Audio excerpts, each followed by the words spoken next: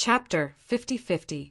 Fred approached Zi-Chin, wanting to launch a sneak attack from behind. As far as he knew, no matter how many killing crystals Zi-Chin had, it was impossible for him to be a match for two 5-strength realm martial artists. As long as the two of them could block a wave of killing crystals, they would definitely be able to kill him. The bone staff surprised him. This kind of weapon was very rare in the outer region, but it was not enough to make him afraid. Puff!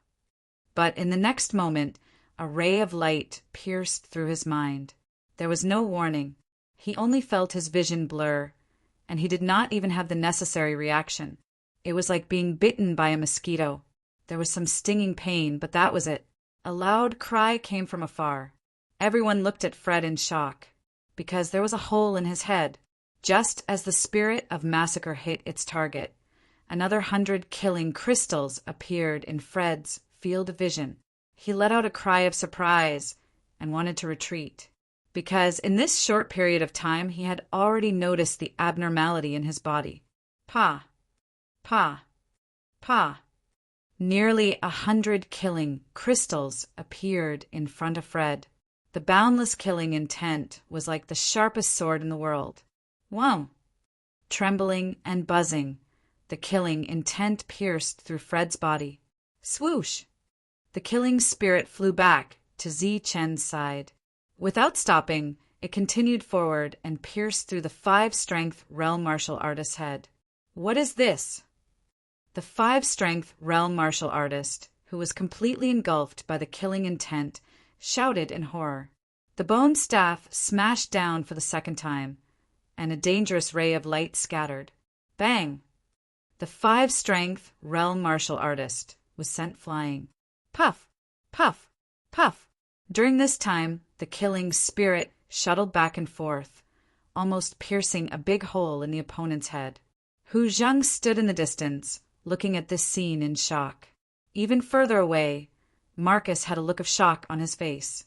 He was worried about Zi-Chin, so he wanted to take a closer look. If Zi-Chin was in danger, he could take Zi-Chin away, but he didn't expect to see such a shocking scene. He had never seen that bone staff before. The beam of spiritual light also made him extremely shocked. As fast as lightning, there was no way to avoid it. Pooh! Pooh! Under everyone's shocked gazes, the 5-strengths realm in front of Zi-Chin was almost turned into a sieve by the killing intent and the spirit of slaughter. With so many holes, it was a ghastly sight. Let me go. It's not me, it's Fred. He did it. I have nothing to do with this. The 5-strengths realm cultivator shouted in fear. At this moment, his life was in danger. He no longer cared about his status and started to beg for mercy. His words proved the authenticity of Zi-Chen's words. For a time, the crowd was in an uproar, and their feelings became incomparably complicated. At this moment, the beliefs that they had always believed in were greatly impacted. If you hadn't been there, I would have killed him that day. Zi-Chin took a step forward. His eyes flashed with killing intent as he smashed down with his bone club.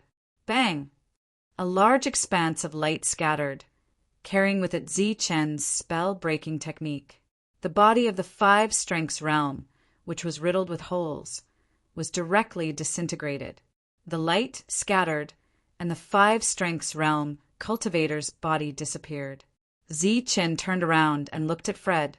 At this moment, the other party was not much better. There were about a dozen wounds on his body. Although there was no blood flowing out, his life was quickly draining away. Don't kill me, don't kill me. He began to retreat, choosing to escape. Zi-Chin followed behind, his eyes cold. Fred must die this time. Fred rushed into the crowd, immediately grabbed a few people, and threw them at Zi-Chin like hidden weapons.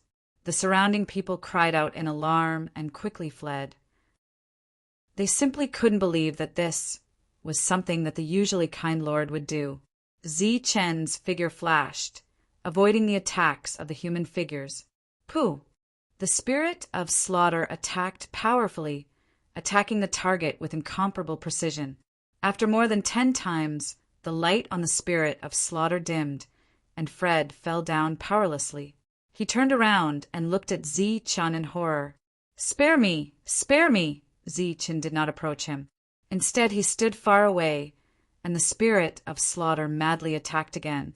Zi-chan even threw out dozens of killing crystals, which landed on Fred's head. "Go to hell!" Fred roared, the horror in his eyes turned into resentment, and he pounced at Zi-chan. In his hand, he held a long saber tightly. On the long saber, there was a strong murderous intent.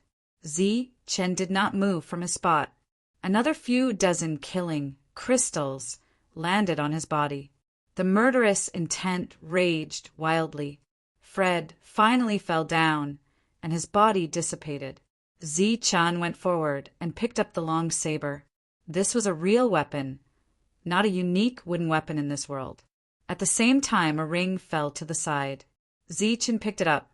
Then, under everyone's gaze, Zi-chan walked to the place where the 5 strengths realm cultivator died and picked up another ring.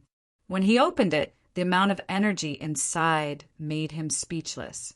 Then he looked at the wooden house. There was a mineral vein inside, and there might be martial crystals in the mineral vein. He was going to take a look inside. "Zi-chan, it's time to go." Marcus's voice came from behind. Zi-chan gave up the idea of going in to explore again. He took out nearly 10,000 streams of energy, placed it on the ground, and turned to leave. Everyone watched Zi-chan leave, their eyes filled with complicated emotions. At this moment, their faith collapsed. When Zi-chan passed by Hu Zheng opened his mouth, but did not know what to say. "I appreciate your kindness."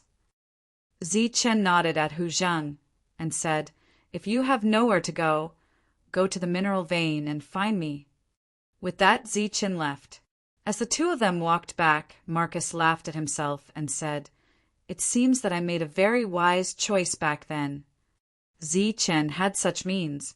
If he really fought to the death, he might be able to kill a 5 strengths realm cultivator.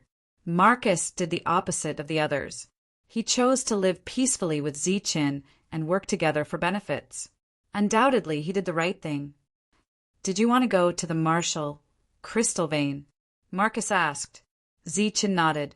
He did have that idea. "Although you killed Fred, the rebel army has been around for many years. There's more than one Fred." Marcus said they have a complete set of survival systems, and there are stronger people behind them. "I guess someone has already tipped them off."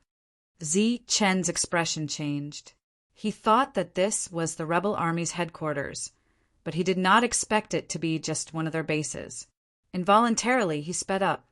At the same time, he was glad that Marcus followed him. Otherwise, according to his personality, he would definitely go to the mineral vein and explore it again.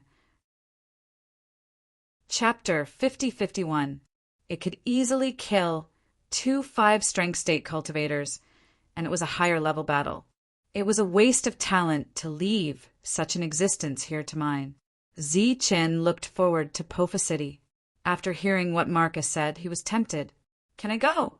"You can, but I'm afraid you'll have to get more kill crystals. Otherwise, it won't be easy to explain." Marcus said, "Why don't I bring you to Pofa City to take a look the next time I go back?" "Okay." Zi-chan nodded. The two of them returned to the original mine. A 4-strength state cultivator who was guarding here informed them that 12 people had died in succession. So many died? Zi-chan was surprised. He had repeatedly warned them to retreat as soon as they discovered even the slightest danger. Under normal circumstances, as long as they retreated in time and replenished their energy in time, their lives would not be in danger. The situation is not good. There are abnormalities in many places, but we don't know the exact reason. Why don't you go in and take a look? The 4-strength state cultivator said. Okay, let someone lead the way. Zi-chan, who had just returned, entered the mine again. After taking revenge, he was in a good mood. A 2-strength state cultivator led the way. He looked at Zi-chan from time to time with mixed feelings. When Zi-chan first arrived, he knew that Zi-chan would not live for long when he saw Zi-chan being suppressed by Gavin and the others. He did not expect that Zi-chan would kill Gavin and the others and break through to the 4-strength state. However, he was still stuck here. It was obvious that there was no comparison between people. It's just in front. Putting away his mixed feelings, the 2-strength state cultivator pointed ahead and said, "Go deeper and enter from the cave on the left.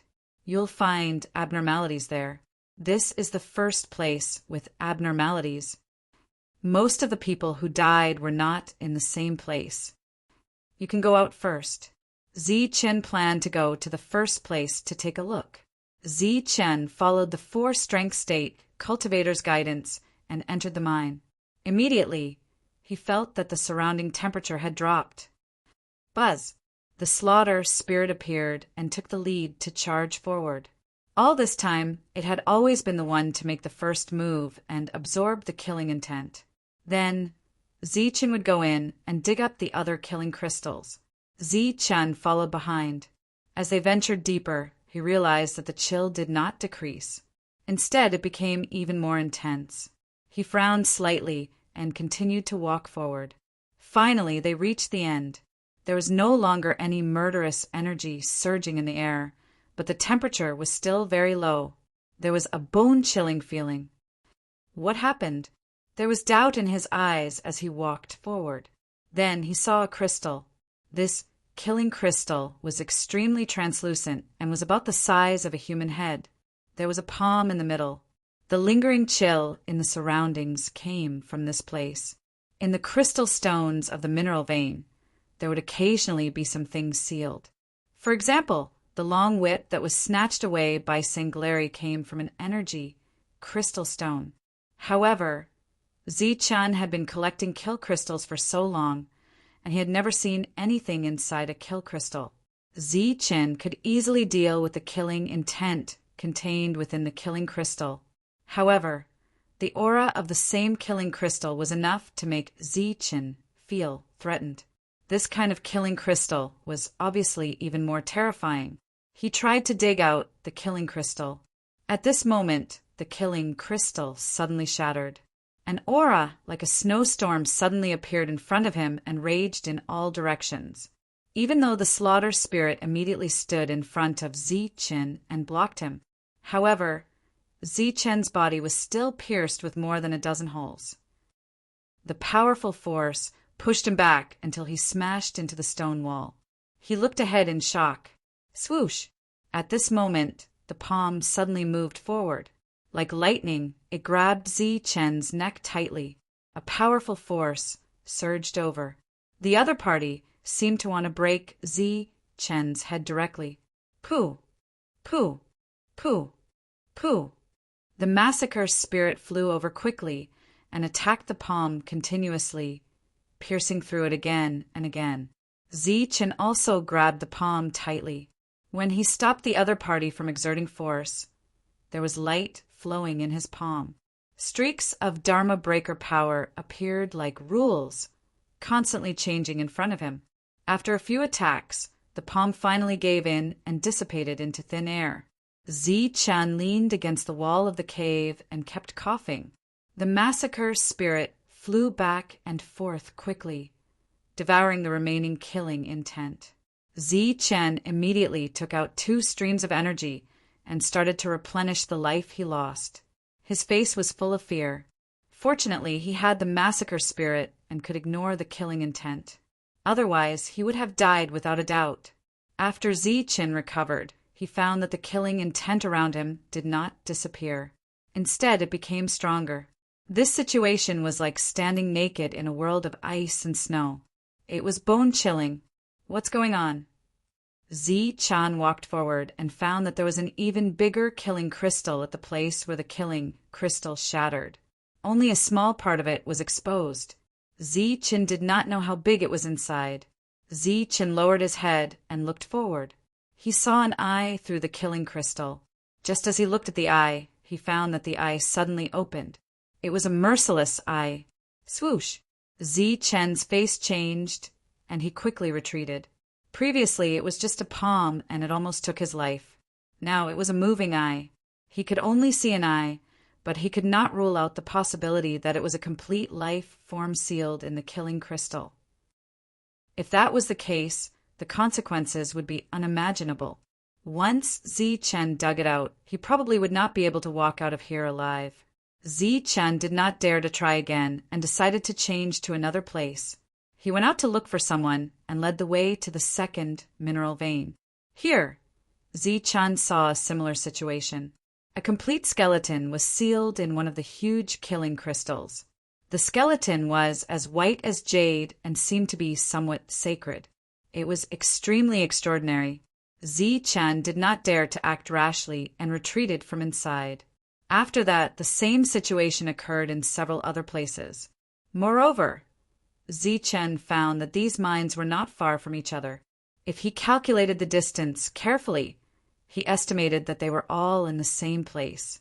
Zichen walked out with an ugly expression on his face. "What's wrong?" Marcus asked. Zichen told him about the situation inside. When Marcus heard it, his face changed. "It's a strange creature. Stop digging. It will be troublesome if you dig it out." Zichen looked at Marcus. Something similar happened in Pofa City. Someone dug out a skeleton, but the skeleton broke the killing crystal on its own and killed everyone. After that, it disappeared. Marcus' face was pale when he talked about this incident. At that time, he was only in the 3rd strength state and was not valued in Pofa City. It was because of that incident that many people died that he became useful. "Stop digging. Come with me to Pofa City. We have to report the situation here," Marcus said with a serious expression. "It seems that this is not just a killing crystal mine. Tell the others to retreat. Only leave some people to watch." In a short span of 2 days, the bustling mine had become deserted. Marcus brought Zichen with him and walked towards Lapa City. A few days after the two left, a stranger suddenly came to the mineral vein. As soon as the stranger appeared, he displayed a terrifying aura. Chapter 50-52. As the powerful pressure descended, fear appeared on everyone's faces. They looked up at the sky and saw a person standing in the air. An existence that could fly? Everyone was shocked. In the outside world, such a person was not rare, but in this place it was unbelievable. This was beyond many people's imagination. "Zichen, come out!" The person shouted, and his voice spread like thunder. Aura continued to descend from the sky like layers of expanding waves. The people could not withstand the aura, and they all fell to the ground. Sir, Zichen is not here." A 2nd strength state cultivator mustered up his courage and said with a trembling voice, "Where did he go?" The person asked indifferently. There was no energy around him, and no one could tell his true level. "He went to Pofa City." The person glanced in the direction of Pofa City, and his eyes flashed with coldness. "Humph." He glanced at the people below, and these 2nd strength state cultivators did not even dare to breathe loudly. They were terrified. The person turned and left, and did not make things difficult for them. After the person left, the people did not get up for a long time. It was too terrifying. Why was there such a terrifying existence here? Zichen, Marcus, and the people he had brought along previously arrived at the outskirts of Pofa City. At a close distance, the city was extremely tall, and the city walls were wide and thick. Marcus then took out a token and activated it, bringing Zichen into Pofa City. After entering Pofa City, Zichen saw a straight road, and there were rows of buildings on both sides of the road. There were people on the street, and each of them had 3 types of energy surrounding them. 3 types of energy is the most basic here, Marcus explained, and at the same time he brought Zichen forward. Outside a mansion, Marcus said, "Yunai, bring Zichen to our place. I'll go inside and report the situation to the Lord." Yunai, who was a 4th strength state cultivator, nodded and brought Zichen forward. Along the way, Zichen heard the sound of iron being forged. It turned out that they had passed by a blacksmith shop, but there were no finished weapons outside the shop. "Is there iron here?" Zichen asked curiously. It's extracted from ores. It's called extreme star iron. It can be used to forge weapons. Yunai said, don't underestimate this place. Compared to the outside world, this place is more like a complete world. Not only those things outside, but also food. Food? Zichen was stunned and could not believe it. Didn't they say that one would only have a real body after reaching the sixth force state? Why would there be food? Yunai smiled and said, guess. Zichen's eyes immediately widened. Could it be a creature of the sixth force state? That's right. To you and me, that thing is a luxury. Eating a piece of it won't make you gain weight. Instead, it might make you bankrupt. Along the way, Zichen saw a few more shops, but there was no doubt that there were no finished products. Because every finished product would be pre-ordered in advance, there was no way to wait until the moment it was put on the shelves.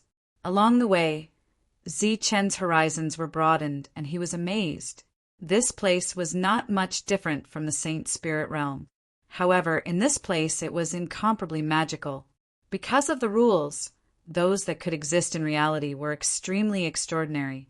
For example, the current Zichen was at most an energy body. Yunai pointed to the surroundings and said, without the token, you can't leave Pofa City from here. It's like two separate worlds. Yunai brought Zichen to a place to rest and waited for Marcus to return. Not long after, Marcus returned. Let's go. Sir wants to see you. He brought Zichen to the previous mansion, which had the words Ape Mansion written on it. This reminded Zichen of the devil ape. He wondered what level they were at now and whether they were doing well. After entering the mansion, he saw some servants along the way. They were all in the three-force estate. As Marcus passed by, these servants bowed to him. At this moment, Zichen seemed to understand why Kevin was unwilling to come to Pofa City back then. They were both in the three-force estate, but Kevin was more carefree outside. Perhaps it was because of this that he became unruly and walked onto a path of death in the end. When they arrived at the hall, an old man was sitting there. Sir, I've brought Zichen. Marcus cupped his fists and said. Zichen looked at the old man. There was no energy around him. But Zichen did not dare to underestimate him. Right now, he was more curious than anything else. Could it be that he was in the sixth force estate? You're the Zichen that Sanglali said he must kill. The old man asked calmly. That's me. Zichen cupped his fists. Have a seat. The old man gestured for the two of them to sit. Speaking of which, we've benefited from your efforts. Zichen did not understand, but he did not ask. The old man said, Tell me about what you saw. What's so special about it? Zichen stood there and explained everything in detail, including the moving eye and the skeleton sitting cross-legged in the killing crystal. The old man's expression was calm at first, but gradually it became serious. In the end, he said directly, Don't go to that place. What are those? Zichen asked curiously. It might be an ancient battlefield sealed by the killing crystal. Some are completely dead, but some can be revived with the help of killing intent. Once they appear, it will be a disaster. The old man looked at Marcus and said, Get someone to seal that place. Don't go there again. Marcus nodded and said, Sir, Zichen wants to stay here. I wonder, for Force Estate is fine. The old man nodded slowly. However, his situation is a little special. If he stays here, it will be troublesome. Is it Sanglali? Who else could it be? The old man said helplessly, She's been here a few times recently. Zichen naturally had an impression of that woman. He had never seen such a despicable person. If he had the chance, he would definitely kill her. Then what should I do? Just stay outside, the old man said helplessly. If you stay outside, Sanglali can't do anything to you. If you stay in Shatter Fa City, you'll be in danger. Looking at Marcus's unwilling expression, the old man continued, This time we owe it to you. When you go back, you'll be in charge of that area. It's under our control now. It was obvious that Zi-chun was going to replace Gavin and completely rule over that area. To Zi-chin, it was undoubtedly a promotion. The two of them walked out. Marcus looked at the silent Zi-chin and said, "Zi-chin, don't blame Sir. To be honest, the breakers have too much power here. Sir didn't let you stay for your own good." Zi-chin nodded and said, "I know." "It's him. Kill him." Suddenly, a voice came from the front. Chapter 5053. Salali led 2 4th-strength state cultivators towards him. When Marcus saw them, his expression changed. "Salali, what are you doing?" Salali was aggressive and obviously had ill intentions. "Get lost. This has nothing to do with you." Salali's voice was cold, and the whip in her hand was already lashing out. She was only a 4th-strength state cultivator, but she had no respect for a 5th-strength state cultivator. Zi-chen's figure flashed, and he retreated, avoiding the attack. He looked at Salali with a cold gaze. "You dare to dodge?" Salali snorted and moved forward again. Her whip was like a snake as it swept towards Zi-chen. "You can attack here." Zi-chen asked while dodging. His gaze was cold. This was considered an enemy meeting. If there were no rules here, he would not mind killing her. Marcus obviously knew Zi-chen's strength. He could even kill a 5th-strength state cultivator, let alone a mere Salali. He quickly said, "Don't be rash. There are rules here." If he killed a spellbreaker here, he would be in big trouble. "Salali, do you know where this place is?" Marcus shouted in an attempt to alert the other party. "I only care about killing." Salali was already angry, and her whip lashed out again. Zi-chin, who was retreating, suddenly turned around and rushed in front of Salali at an extremely fast speed. Salali was shocked. She thought that he would not dare to resist, just like when they were outside and let her whip him. Now that Zi-chin suddenly approached her, she was a little flustered. Zi-chin, who was close to her, used his left hand like a knife and slashed at her wrist. Salali's whip immediately fell from her hand. At the same time, Zi-chin clenched his right hand into a fist and punched her face. Bang! Salali was hit in the forehead and her body flew backwards. "How dare you!" The 2 people who came with Salali saw this, and their faces were filled with anger. They immediately rushed towards Zi-chin. The 2 of them were also spellbreakers and did not fear the rules here. Since he had already made his move, there was no need to hold back. Zi-chin rushed towards the 2. When the 2 fists met, powerful energy surged, and one of them slid backwards. Zi-chin felt a sharp pain in his head. It was as if a strong force had entered his sea of consciousness, causing a sharp pain. He shook his head, and the stinging pain disappeared. At this moment, a second fist was coming. Zi-chin caught the other with a backhand grip. Buzz! There was a flash of light on the other party's fist, and a bizarre energy entered his sea of consciousness. Zi-chin felt another wave of pain in his head, but he didn't slow down. He landed a punch on his opponent's head and knocked him to the ground. Then Zi-chin kicked out. Bang! The intruder's body curled up like a shrimp and flew out. Marcus stood at the back and watched this scene in shock. At this moment, Sangleri stood up again. Her expression was almost twisted with anger. "You dare to attack me? Do you want to die?" A short knife appeared in her hand, and she charged toward Zi-chin. "Sangleri, you dare to use a weapon here?" Marcus roared again. "Have you forgotten the rules here?" Sangleri had long been blinded by anger. How could she care about such things? Zi-chen's expression was indifferent. He didn't retreat, but instead he advanced. He wanted to teach this woman a lesson. Zi-chen stepped forward, ready to give her another punch. At this moment, a ray of light suddenly flew out from the short knife in Sangleri's hand. This ray of light was extremely fast. Like a bolt of lightning, it landed on Zi-chen's body. Buzz! Zi-chen felt as if his head was about to explode. It was as if a sword light went straight into his brain and split his whole head into 2. His vision became blurry. Almost reflexively, he moved to the side and avoided the other party's attack. Then he punched out again. Bang! Sanglari was knocked out again. Zichen also retreated. He was in a very bad state. At this moment, he noticed that the two of them were about to get up again. Thus, he ignored the piercing pain in his head and stepped forward again. He kicked the two of them, who had just gotten up, far away. The piercing pain eased a little. Zichen charged toward Sanglari. B*TCH, I want you dead. At this moment, he was in a very bad state. His opponent's attack was very strange. He felt as if his head was about to explode. Sanglari looked at the approaching Zichen in shock. At this moment, her expression was similar to Marcus's. Bang! Zichen, who was closing in, hit Sanglari's forehead again, and the powerful force sent him flying. The short knife in Sanglari's hand flew out. Zichen stepped forward and landed a few consecutive kicks. How is this possible? Looking at Zichen, who was constantly stomping on Solali, Marcus was completely stunned.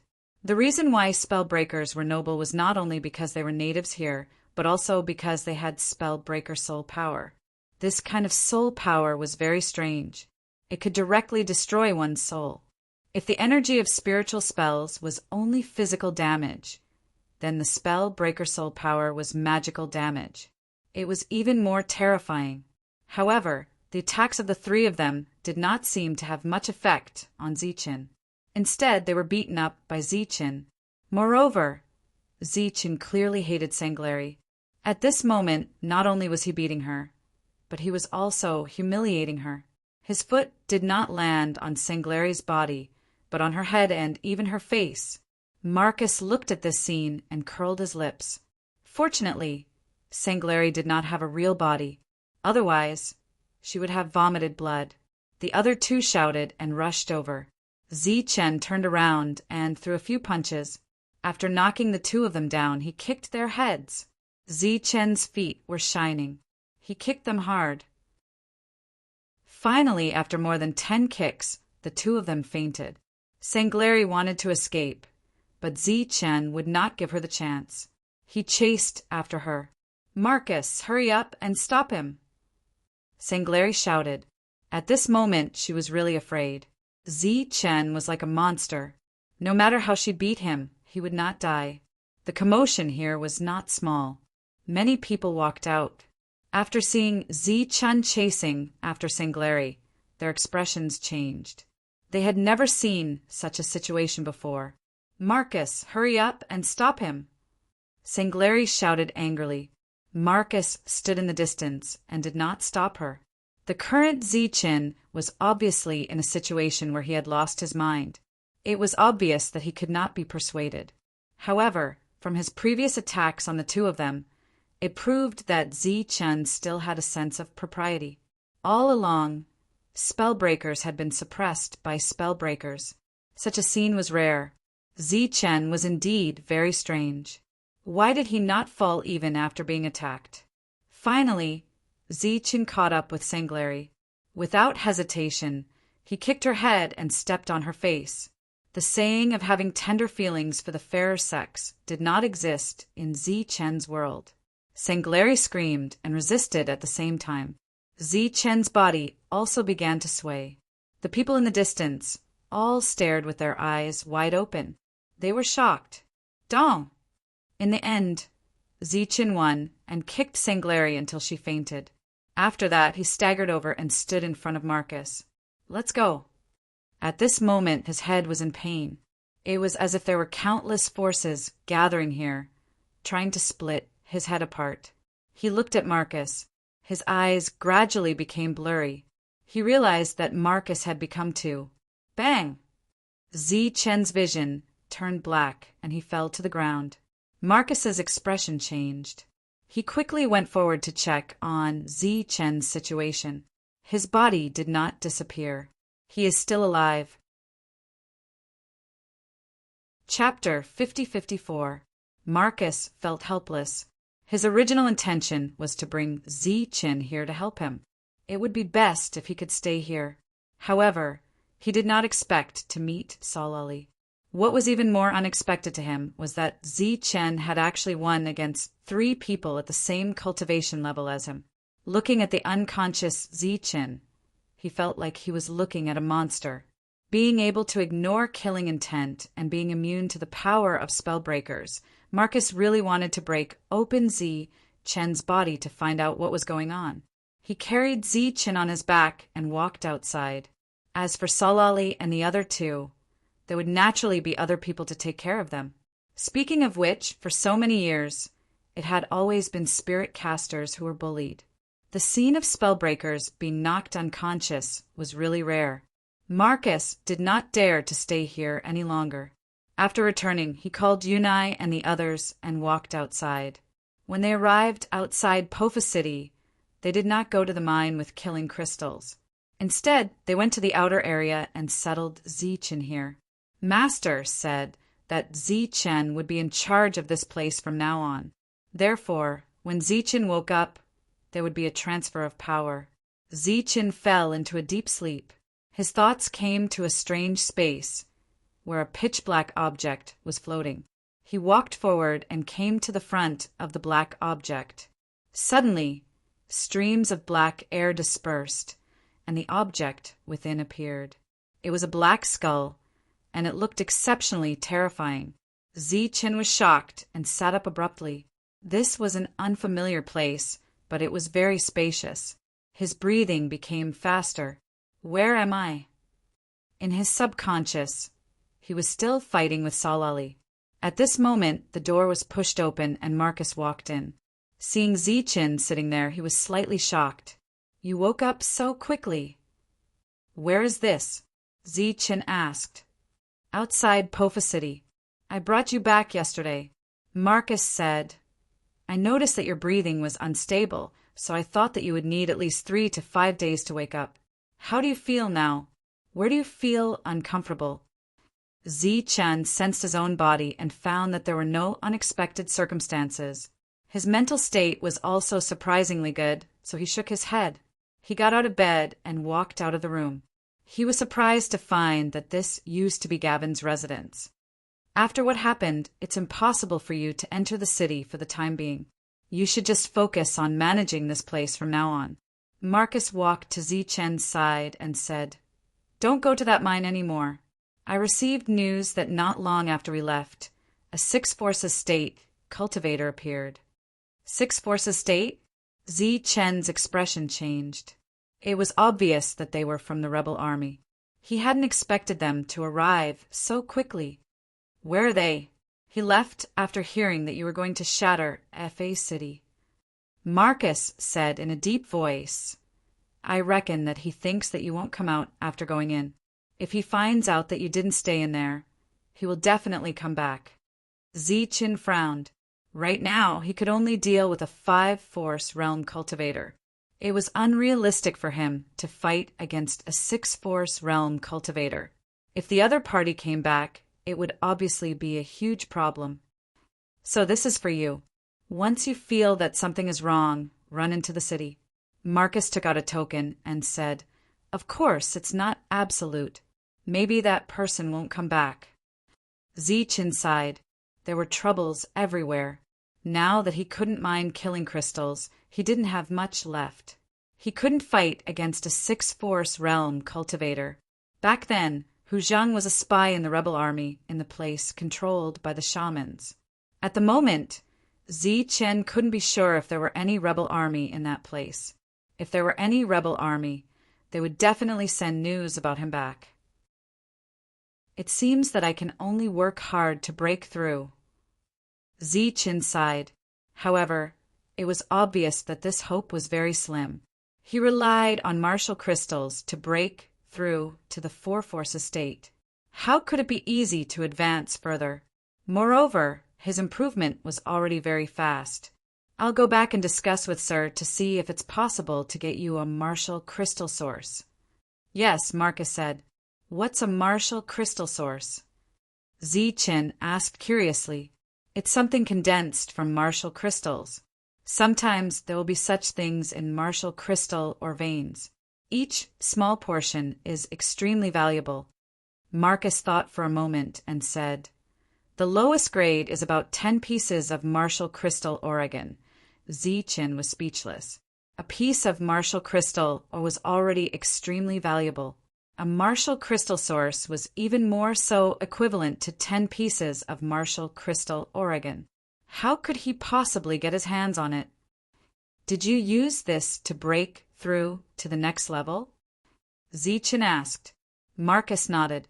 "I used the one with the lowest grade and some luck to break through the realm." Zichen obviously didn't have any extravagant hopes. For now, it was better to take one step at a time. Putting aside the threat of the Six Forces state, Zichen really did have some things to do.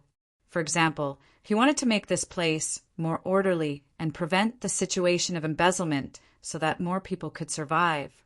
By the way, how did you resist the soul attacks of those spellbreakers? Marcus thought of a question and asked curiously. The reason why spellbreakers are superior to others is also related to their unique attacks. Zichen shook his head. "I'm not sure. I just feel a headache, but it's not life-threatening." "You won even though it was 1 against 3. You're really amazing," Marcus said. "However, you have to be on your guard from now on. She might come back again." A murderous intent flashed in Zichen's eyes. "If she comes out, does that mean I can kill her at will?" "Logically speaking, that's the case. However, you have to be careful. After all, she's a spellbreaker. It'll be troublesome if she dies." Zichen asked again. "Then will she find a cultivator of the Six Powers realm?" Zichen really had no way to deal with a Six Forces state cultivator.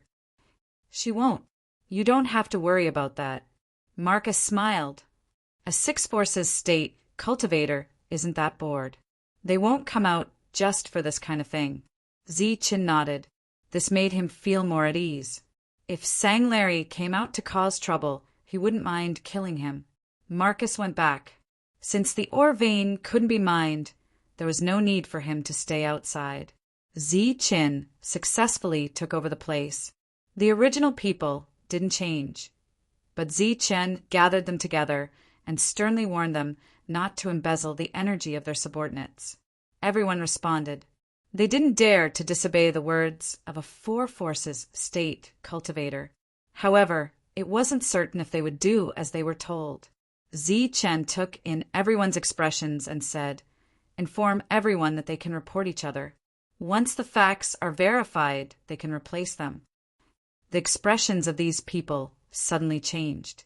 It was obvious that this Four Forces state leader was serious this time. This made their expressions extremely ugly. If they couldn't embezzle the energy, it would be a huge loss for them. For a moment, everyone had some complaints. Zichen looked at the people leaving. He wasn't familiar with these people, so it was naturally not easy to control them. He decided to make a trip to the shaman's place and find some acquaintances. Chapter 50-55. Along the way, there were no threats that could affect Zichen. In this place, he was already unimpeded. When he arrived at the shaman's place, Zichen did not look for Miao Pengfei. Instead, he went straight to the shaman leader. "Shaman!" Zichen called out when he arrived outside the house. The shaman walked out of the room in confusion. There were not many people who dared to call him by his name. When he opened the door and saw Zichen in the dark, he was immediately shocked. Zichen. When Zichen left, he was only in the second strength realm. Even when they went out to look for him, he was only in the third strength realm. When they met again, he had already advanced to the fourth strength realm. The shaman immediately invited Zichen into the room. The shaman was a little nervous about his arrival. Is it because of the search for Zichen last time? Is he here to settle the score? I want to take one person away from you. Of course, it could be 2. Seeing the shaman's uneasiness, Zichen directly stated his intention. The shaman was relieved. Naturally, he would not refuse and asked for the reason. After learning that Zichen replaced Gavin and became the leader of another area, The shaman was so shocked that his eyes almost popped out. A fourth strength realm cultivator actually became a leader outside instead of enjoying his life in Dharma Break City. This was too strange. Zichen did not explain much. He only told the shaman that he could look for him if he found a martial crystal mine. He was willing to take a look inside. The source of martial crystals was obviously difficult to obtain. Zichen could only pin his hopes on martial crystals. If there was a way to get more martial crystals, he might be able to take another step forward. The shaman personally went to look for Miao Pengfei. At first, Miao Pengfei was a little nervous. He did not know why the master was looking for him at this time. However, after seeing Zichen, his worries disappeared and he was pleasantly surprised. When he saw the fourth strength around Zichen, he was even more shocked. "I'm here to take you back. Where's Hu Zheng? Is he still in your team?" Zichen asked. "Yes, he's the leader now." Miao Pengfei nodded. "When did you break through?" "We'll talk about this when we get back." Zichen looked at the shaman. "I'll have to trouble you to call Hu Zheng over. I have something to say to him. It's nothing." Not long after, Hu Zheng also came. He was naturally very nervous. He was surprised to see Zichen. "I'm here to bring Miao Pengfei back. When I learned that you're here, I wanted to ask you if you want to come with me." Zichen smiled and said, "Right now, I really need some trustworthy people." "Where to?" Hu Zheng asked. "I've taken over the place that was originally under Gavin's control. I plan to reorganize it, but there's no one I can trust." Zichen said, "I hope to make it a place where there is no oppression or embezzlement. Someone needs to be in charge of supervision." When Hu Zheng heard this, he looked at Zichen with a complicated expression. Last time, before she could finish, Zichen interrupted her. "I have already said that I appreciate your kindness. So, this time the opportunity has come. Are you willing to go to my place for the pursuit in your heart?" "Of course I'm willing, but," Hu Zheng hesitated. "But last time I brought some people. They're in the same situation as me. They're disappointed in Jutin City and have nowhere to go." Zichen asked, "Are you trustworthy?" Hu Zheng nodded. "Absolutely." Zichen said, "Then take them together. I'll talk to the shaman about this later." This was not a big problem. The shaman did not hesitate and readily agreed. Of course, this was also because of Zichen's realm. The shaman was not willing to have an unpleasant relationship with a fourth strength state cultivator. He just came to ask for a few people. Even if he wanted his position, he had to give it to him. Zichen went back first. Miao Pengfei and Hu Zheng brought people over later. They were naturally not as fast as Zichen. After returning, Zichen took out his energy and began to cultivate, even though the hope of breaking through was slim. On the third day, Miao Pengfei brought people over. Zichen directly gave them the authority to supervise. In Zichen's room, a person called Neil was telling Zichen about the situation here, the distribution of the various teams, and the distribution of the mineral veins.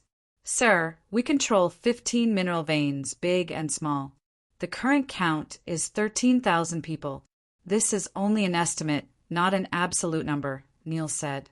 Neil said, "Because there are people dying every day and there are people joining in every day.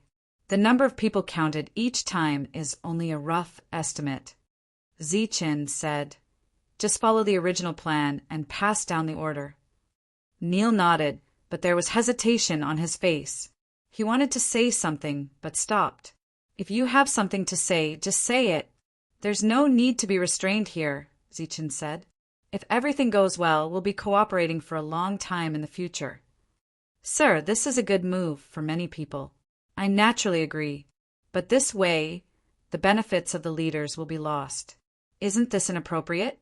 As Neil spoke, he carefully looked at Zichen, as if he wanted to see some changes in his expression. Zichen's expression was very calm. "This is not their benefit in the first place. It's what they deserve. It's just that after a long time they think it's all theirs. This time, I'm just returning the benefits that should be given to everyone." Neil hurriedly nodded. He naturally understood this. Chen continued. "However, they won't think the same way, and they are naturally unwilling to accept it. How about this? Their original remuneration will be increased by 10% as compensation. But just deduct it from my remuneration." Neil's expression changed. "Sir, this," Chen waved his hand. "That's all for now. We'll talk about it later." Neil went out to carry out the order, which naturally attracted a lot of criticism. But for the ordinary people, this was great news. Then Miao Pengfei and the others in pairs patrolled the various teams to see if anyone was not following the rules. Once the rules were broken, the informant could replace them. The people that Hu Zheng brought were all very excited. After a period of observation, they found that Chen was really fair and just. Such a place was what they had always yearned for. Many people wanted to go back and call their friends from Gathering Sky City, but they were stopped by Hu Zheng, because he accidentally found out that a 6th strength state master went to the mine to find Chen. He guessed the reason and told everyone not to be impulsive. After all, these people were trustworthy, but the people from Gathering Sky City might not be. The 6th strength state master did not come, but the people from Breaking Law City came first. Sang Lari. She once again brought people to find trouble with Chen. Chen, today is the day you die. She brought 5 people this time. All of them were lawbreakers. One of them held 2 heavy hammers and suddenly used gouge. Boom! A bolt of lightning shot out from within, heading straight for Chen. Chapter 50-56. Can't even withstand a single blow. Seeing Chen fall to the ground, the man with the heavy hammer said with disdain, "Sanglari, this is the guy you were talking about? He doesn't look like much." Sanglari said, "He has resistance to ordinary soul power attacks, but he naturally has no resistance to your twin soul hammers. Otherwise, I wouldn't have asked you to come. If I had known that he would be so weak, I would have made my move later." As they spoke, they walked forward. "Before beating him to death, we should torture him first." The others nodded and looked at Chen, who was lying motionless on the ground, looking very regretful. After all, it was this guy who made them, the Spellbreakers, a laughingstock last time. It had always been the Spellbreakers, suppressing the Spellbreakers. When did it reverse? He had to get back at them, no matter what. But they didn't expect that Phoebe would directly kill him the moment he arrived. There were many people in the distance. When they saw this scene, their expressions changed drastically. Their eyes were filled with fear as they retreated. A master of the 4th realm of strength was killed in an instant. This person was too terrifying. There were also some people who sneered secretly. They were all small leaders. Now that Chen was dead, their good days were coming. After all, Chen had cut off their source of income. Looking at Chen, who was lying there motionless, Phoebe, who walked closer, suddenly exclaimed, "Why didn't he disappear?" Only then did everyone realize that Chen, who was supposed to be dead, was still lying there. His body didn't disappear, which meant that he wasn't dead. Sanglari's expression suddenly changed, and she said, "Be careful." Her reaction was very fast, but her warning was still too late. Chen, who was lying on the ground, jumped like a rabbit kicking an eagle. The 2 sledgehammers in Phoebe's hands immediately flew out. Chen flipped over and got up. The bone rod appeared in his hand, and he smashed it forward. Bang! He wasn't smashing a person, but a hammer. With a flash of light, the 2 sledgehammers turned into light and disappeared from sight. "You're courting death," Phoebe bellowed, instantly enraged. What awaited Phoebe was a huge fist that landed directly on his forehead, causing him to roll on the ground. Chen had seen them swaggering over.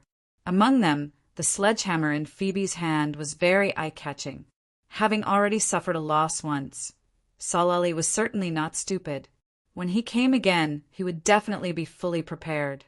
Therefore, Chen had taken advantage of the opportunity to feign death and launch a sneak attack. Of course, this was also because he had withstood the attack.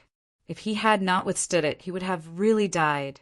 After sending Phoebe flying with a punch, Chen quickly approached Senlali and smashed the bone club in his hand. He had a sense of propriety and did not aim for the head, because once the attack landed, the opponent would die without a doubt. He landed on one side of the man's body. Buzz! Wherever the bone staff passed, a large amount of light would scatter and half of Salali's body would disappear. This caused her to scream in horror. Her voice was incomparably mournful. She could no longer care about anything else and rolled away on the spot. She took out her energy and began to refine it. Chen tapped his foot and rushed toward Phoebe again. He noticed that Phoebe was running away, obviously to pick up the sledgehammers. Chen quickly caught up and swung the bone club at his head. The sledgehammers were obviously a threat to him. Back then, he could fight 3 people alone with his bare hands. Today, he took out the bone club. It would be merciful if he did not kill anyone. He caught up with Phoebe and knocked him down with one blow. Phoebe fell to the ground. Half of his body was gone, and he screamed in fear. Chen flashed and went to the next person. Then, under everyone's gaze, Chen, who was also in the 4-forces state, completely destroyed the remaining 4 people. Their attacks fell on Chen, but they could not hurt Chen at all. On the other hand, Chen's bone club fell and hit them until they either lost a body or an arm.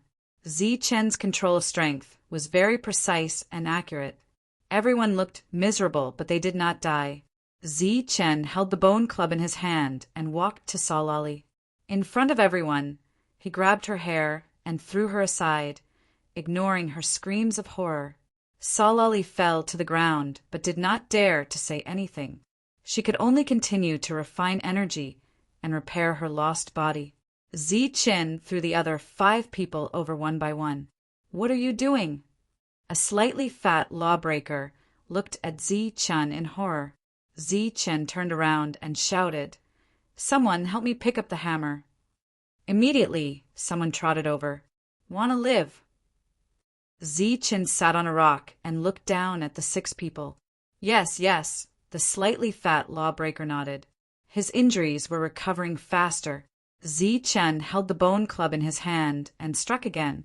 Butterball screamed as one of his arms and shoulder was gone. Butterball's body trembled. He hurriedly took out energy and continued to refine. Chen just stood there and looked at those who were about to recover. He would strike them, ensuring that they would not die, but they would not recover either. More and more people gathered in the distance. Everyone looked at Chen with eyes full of admiration. Chen was the first person who dared to treat the people of Pofa City like this. "Big brother, please spare us. Spare us." Amidst the screams, the bone club fell again. Chen didn't say anything during this period. He just continued to torture them like this for 4 hours. The 6 of them were on the verge of collapse. He said all sorts of things to beg for mercy, but it was useless. The other party refused to budge at all. At this time, Chen said again, "Do you want to live?" The 6 of them hurriedly nodded. No one wanted to die here. Use the martial crystal to exchange for your lives. Chen said directly. That was the reason why he did not kill them. Ah, they were stunned when they heard that. Buzz! The bone club fell again, and half of a person's body was destroyed. The person screamed, "I'll give it, I'll give it." Chen raised the bone club again. "I'll give it too." At this time, Phoebe also spoke. Chen was stunned. A strange light flashed in his eyes. Initially, he only wanted them to work together. He did not expect them to be so powerful that they could get a piece each. Then, Chen felt relieved. Salali did not even take Marcus seriously. He must have some tricks up his sleeve. If even Marcus could get a piece of martial crystal, it was not surprising that they had the ability to do so as well. Therefore, Chen held the bone club in his hand and looked at the others. His eyes were cold and full of threat. "I'll give it 2. Me too." In order to survive, the others expressed their opinions one after another. Zi-chan was very satisfied with everyone's performance. He looked at Phoebe and said, "Go back now and redeem their lives with 6 pieces of martial crystal." Ah, Phoebe was stunned when he heard that. "Why don't I let them go? You stay here." Zi-chan raised his eyebrows. I'll go," Phoebe quickly nodded. As long as he could go back, everything was negotiable. The others' eyes flashed. Obviously, they all wanted to go back. That was because it was too dangerous to stay here. "I'll keep the weapon first. I'll return it to you when you come out with the martial crystal." Chapter 50-57. The smile on Phoebe's face froze, and his expression turned bitter. He thought he could go back like this, but he never thought he would have to leave the twin hammers behind. Those were his treasures. How could he leave them here? The others came to their senses and realized how cunning Zi-chan was. Letting Phoebe leave his weapons behind was equivalent to leaving half of his life here. He would not dare to not come back. "Why, you don't want to? Then I'll let the others go, and you can continue to stay here." Zi-chan raised his eyebrows. Phoebe obviously did not believe Zi-chan's words. Among the few of them, he was the most qualified. Even if Zi-chan were to choose again, the one who could go back would still be him. This sentence was obviously just to scare him. However, in the current situation, going back was indeed a good choice, even if he had to leave the heavy hammers behind. Because if he stayed here, he might die. "Just you wait. I'll take out the martial crystal." Phoebe looked at the few of them, "But we have to say this in advance. Everyone will get one. Then everyone will have a share." With that, Phoebe left. Zi-chan looked at the few of them who had recovered. "Guys, I only want the martial crystal. If you guys are honest, I won't make things difficult for you. Otherwise, you'll be missing an arm or a leg until that guy comes back." "Honest. We'll definitely be honest," Butterball said hurriedly. Obviously, he was really scared by Zi-chan. The others looked at the fatty with disdain. At the very least, he should have some modesty, right? They just nodded. Thus, the two sides happily came to a decision. Phoebe returned to Dharma-shattering city, but he did not look for the martial crystal immediately. 6 people, 6 pieces of martial crystal. With his ability, it would be difficult to get it. He went to find a 5-strength realm.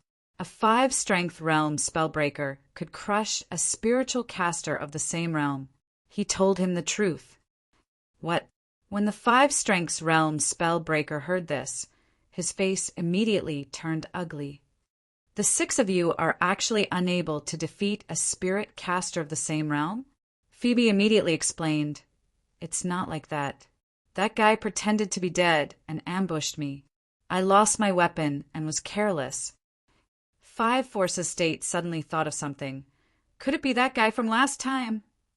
Last time, Zi-chan fought against 3 spellbreakers at the same time and knocked them out. The news about this had already spread out, and he had almost become the laughingstock of the entire spell-breaking city. That's him. That despicable bastard. Phoebe gritted his teeth. Where did that guy come from? The 5 Forces State cultivator frowned. Something that could make a lawbreaker suffer had not happened for many years. "Let's go and take a look at Ape's place." The 5 Forces realm walked forward. "No, he still wants me to take the Wu Jingshi back?" Phoebe immediately said, "If I don't take the Wu Jingshi, Sanglali and the others will die." "Your brain." Kino turned around and glared at Phoebe. He said angrily, "How can a lawbreaker be threatened by a mere spirit mage?" "Follow me." Phoebe had no choice but to follow Kino. They arrived at 6 Forces State Ape Bert's residence. At that moment, Ape Bert was talking to Marcus. Kino went straight to the point and asked, "What's going on with that little guy called Zi-chan?" Ape Bert asked in surprise, "What happened?" Before Phoebe could speak, Kino interrupted, "It's nothing. Just tell me, what's going on with that little guy?" Ape shook his head, "I don't know. He's just a subordinate of a subordinate of mine. He's usually very inconspicuous. Did he make things difficult for lawbreakers again? Why don't I get someone to call that subordinate over and ask him?" Phoebe still wanted to say something, but after a glance from Kino, he stopped talking. "You're saying that he's just a very inconspicuous guy?" Kino looked at Ape. Ape nodded. "Of course. He's so inconspicuous that I don't even know that there's such a person. Marcus, do you know?" Marcus said, "I've heard that he's already in Force Estate. It's said that he's always wanted to enter Dharma Breaker City, but he's not qualified. Sir, don't you remember? The last time he came here, he wanted to get the qualification to enter the city, but he was rejected by Sir. Then he was knocked out when he went out. I was the one who threw him out." "Oh," Ape said in realization, "so it's that useless guy? Someone like him wants to enter Dharma Breaker City? Wait a few more years." Hearing the two echoing each other, Kino's expression was extremely ugly. It was obvious that they weren't insulting that guy, but deliberately slapping the face of lawbreakers.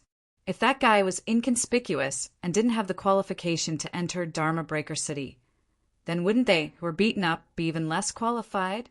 "Kino, why are you looking for me this time?" Ape said, "If that guy did something wrong, I can order my subordinates to capture him and apologize to you in person. Whether it's his fault or not, he must apologize. He's just an outer city steward. His power is so small, yet he dares to rebel." "Humph," Kino snorted. "Since he's just an insignificant outer city steward, then there's nothing to be concerned about. My purpose is simple. I just want to remind you to hurry up and collect that guy's body. If you're late, his body will be gone. Let's go." With that, Piper turned around and left. After the two of them left, Paubert and Marcos burst out laughing. For so many years, the lawbreakers were arrogant and looked down on others. There weren't many times that they could be embarrassed. After laughing, Marcus said worriedly, "Sir, how should we deal with him this time?" "You mean Kino? He's indeed troublesome as a 5-strength realm cultivator." Ape frowned slightly. Marcus shook his head and said, "I didn't mean that. Kino is just asking for trouble if he goes to Zichin. What I mean is that Zichin can only defeat Kino. If another 6-strength realm lawbreaker comes, he won't be able to resist." Marcus's appearance here was naturally not a coincidence. He had received news from outside the city and immediately came to discuss it with the Lord. Sometimes those spellbreakers valued their reputation more than their lives. It was almost impossible for them to take out 6 pieces of martial crystals. He didn't expect Kino to come so soon after he arrived. It was obvious that he would be the one to go out of the city to deal with Zichin. "What did you say?" Ape was shocked. "You said Zichin can deal with Kino." Marcus nodded and said, "I can't guarantee anything else, but Kino is indeed not a problem." Back then, he had seen Zichin kill 2 5-strength realm lawbreakers with his own eyes. Coupled with his resistance against lawbreakers, it shouldn't be a problem for him to deal with Kino alone. Moreover, he believed that Zichin had already guessed that things wouldn't go so smoothly and was already prepared for another battle. If that's the case, then this kid is a treasure. No matter what, we have to protect him. Ape said, "How about this? You go outside and see the situation first. I'll go up and look. No matter what, we can't let this kid be bullied to death. A guy who can continuously humiliate lawbreakers. I believe that many people should be willing to protect him." Ape left the mansion. Marcus walked out of the city. Kino took Phoebe out of the city in advance. "We didn't take the martial crystals. That kid will kill them." Phoebe was still insisting on this matter. "Shut up. If you say such discouraging words again, I'll tear your mouth apart." Kino was so angry that he wanted to hit someone. Chapter 50-58. Kino, who was in the 5-strength state, brought Phoebe out of Pofa City to look for trouble with Zichin. Phoebe said worriedly, "This won't do. That Zi-chan will kill us. We have to bring Wu Jingshi out. Shut up. Kino turned around and scolded. If you keep talking nonsense, I'll kill you first. Phoebe said again, Then do you have Wu Jingshi? No matter what, we have to save her first, right? Shut up. Kino kicked Phoebe and sent him flying. If you keep talking nonsense, I'll kill you first. Phoebe stood up with his hands on his stomach. He was very unwilling, but he could only remain silent. The two of them arrived at the outskirts of Pofa City and walked toward Zi-chen's camp. The two sides met. Salali and the others seemed to have seen hope. Their eyes were filled with fervent light. Zi-chen's lips curled into a smile as he placed the blade in his hand on one of the people's necks. Coincidentally, it was Butterball. Butterball's body was trembling. He immediately shouted, Phoebe, where's Wu Jingshi? Take it out. Phoebe's face was bitter, but he did not say anything. Shut up, Kino shouted. You've disgraced the Pofa City. Looking at Kino, Zi-chen's blade trembled. He moved closer to Butterball's neck and said indifferently, If you come any closer, his head will be separated from his body. How dare you? Kino's eyes were filled with coldness. He did not stop. Zi-chen smiled coldly and suddenly exerted force on the blade in his hand. No, stop, stop, Butterball shouted in fear. But Kino did not stop. Butterball shouted, Phoebe, UF** King, set us up! Salali and the others were also filled with fear and anger. When Butterball's head was separated from his body, it would be their turn. Stop! Are you crazy? Phoebe hurried forward and stopped Kino. Do you want to kill everyone? Kino kicked Phoebe away, but did not continue to move forward. He looked at Zi-chen and said coldly, Let him go if you know what's good for you. Otherwise, you know the consequences. Are you threatening me? Zi-chen sneered. Where's Wu Jingshi? Did you bring it? Do you think I will give you martial crystal stones? Kino laughed mockingly. If you don't release them today, it will be the day of your death. So you didn't take it? Murderous intent flashed in Zi-chen's eyes as the blade in his hand slashed down. My lord, wait. I have martial crystal stones. I have them. Butterball shouted again. He was so scared that his body trembled violently. Salali and the others were not much better off. The blade was once again hovering over his neck. Fortunately, it had stopped. Phoebe, where's Wu Jingshi? Butterball said angrily, Didn't I ask you to go back and get the martial crystal stones? Where's the stuff? Phoebe said helplessly, He didn't let me take it. F***ku. Butterball was angry and shouted hysterically, I asked you to take the martial crystal stones to save people. You're F***king harming people. Why are you looking for this idiot? F***k. He doesn't care about our lives at all. Kino's face was gloomy. Can't pay attention to your status as a spell breaker. Butterball roared. Pay attention to your mother. Where's Wu Jingshi? Take the martial crystal stones out. Kino said coldly, Of course not. I'm here to save you. After I kill him, you'll be free. Free your ass.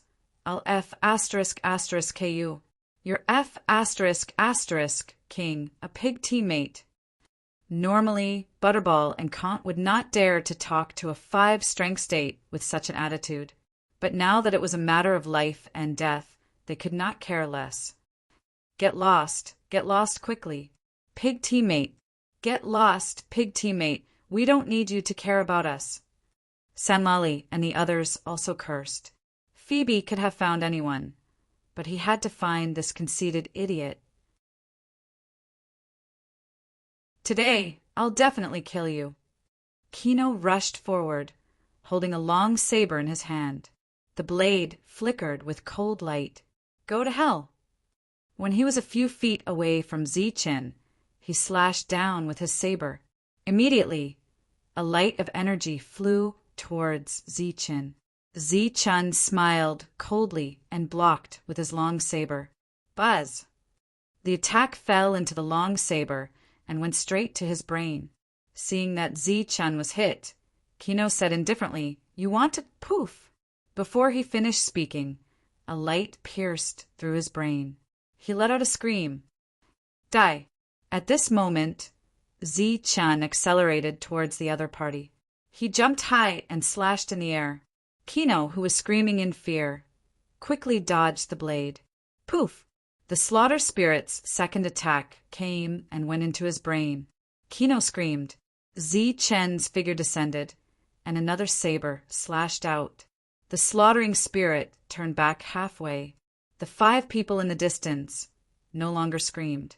Because their limbs were broken, they would not die immediately. At this moment, they were all shocked by this battle. Phoebe's eyes widened in shock. Poof! Zi-chen's 4th slash fell. Kino's arms were gone, and the weapon in his hand fell to the ground. Poof! His legs were gone too. Zi-chan withdrew his saber and stood there, no longer attacking. Kino fell to the ground and screamed in horror. At this moment, he no longer had the arrogance from before.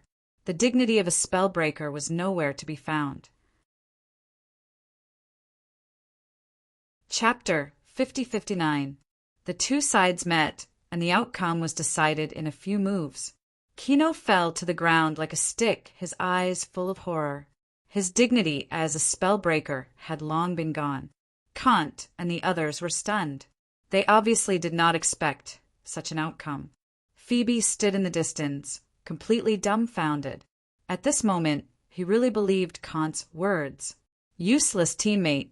This time, Zi-chen's winning magic weapon was a spirit light weapon. He had not used it before, and this time it was a surprise victory. Under such a weapon, Kino could not even walk back and forth 2 times. Everyone reacted.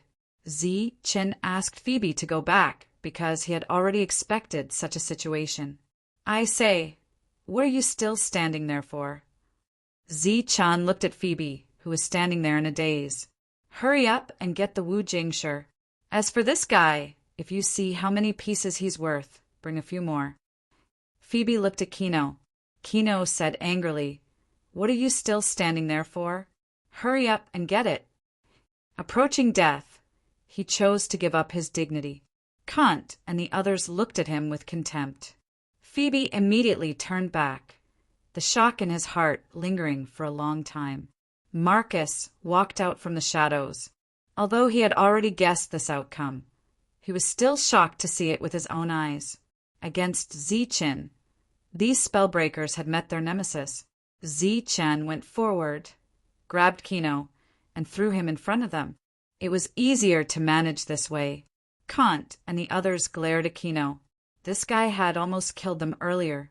Kino fell to the ground and slowly recovered, silent. Phoebe learned to be smart this time. After returning, he did not look for anyone, but first went to look for Wu Jingshi. There were 6 of them, 1 piece each, a total of 6 pieces. When they left, Zi-chen said that 6 pieces were not enough this time. Phoebe naturally knew what he meant, and that idiot Kino as a 5-strength state was obviously not only worth 1 piece of Wu Jingshi. Therefore, he prepared a total of 8 pieces. 8 pieces of martial crystals. Even Ji Nua, a 5th strength stage cultivator, might not be able to obtain them, not to mention Phoebe, a mere 4th strength stage cultivator. Therefore, it shocked many people. Phoebe told him the truth. He didn't hide anything, nor did he dare to hide anything. He had never thought of letting Zi-chen go, but he also did not want his friends to be killed. Kino was still an idiot. The spellbreakers were enraged. This was the first time in history that they were threatened by spells. Everyone was filled with righteous indignation. Soon, the spiritual spellcasters also knew about it. Each and every one of them mocked him endlessly, feeling extremely delighted. Just as the spirit casters were enraged and clamoring to find trouble with Zi-chen outside, a voice came from above. At this point, all the spellbreakers quieted down. Mike, who was at the 6th Force estate, found Phoebe, and the 2 of them walked out of the city. Along the way, The two of them met spiritual spell Ape Bert, who was also at the Six Powers realm. The three of them walked together. Outside the city, when Marcus saw the three of them, his expression changed slightly, and he immediately came forward. Nothing happened, right? Ape Bert asked. Marcus shook his head and said, No, Zi-Chen has a sense of propriety. From the looks of it, he only wants to give these people some punishment. Humph. Mike snorted coldly but did not say anything. No matter what, Spellbreaker City was also a place where reason could be found. In this matter, the Spellbreakers were in the wrong first. A group of people went outside to find trouble with one person, and they hadn't even fought. How could they reason? A group of 4 people walked towards Zi-Chen. At this moment, there were already many people surrounding them. They were all watching curiously. Zi-Chen stood behind them with a long blade in his hand. They did not dare to move recklessly. I'm here. Let them go. Phoebe's voice came from afar.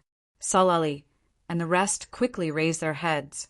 After seeing the group of 4 people, they were so touched that they were about to cry.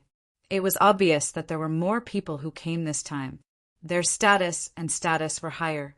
Moreover, there were also high-level spiritual spellcasters. They were obviously here to settle this matter. Zi-Chen was also a little surprised. He did not expect a 6 forces state lord to come. Both parties walked closer. Zi-Chen did not threaten them to not come near. Mike looked at them, and his face turned cold. It's fine if you all are mischievous, but how can you be so impolite? Faced with a reprimand, they did not dare to say anything. This time it was indeed dangerous. If not for Zi-Chen's scheme, they might have died long ago.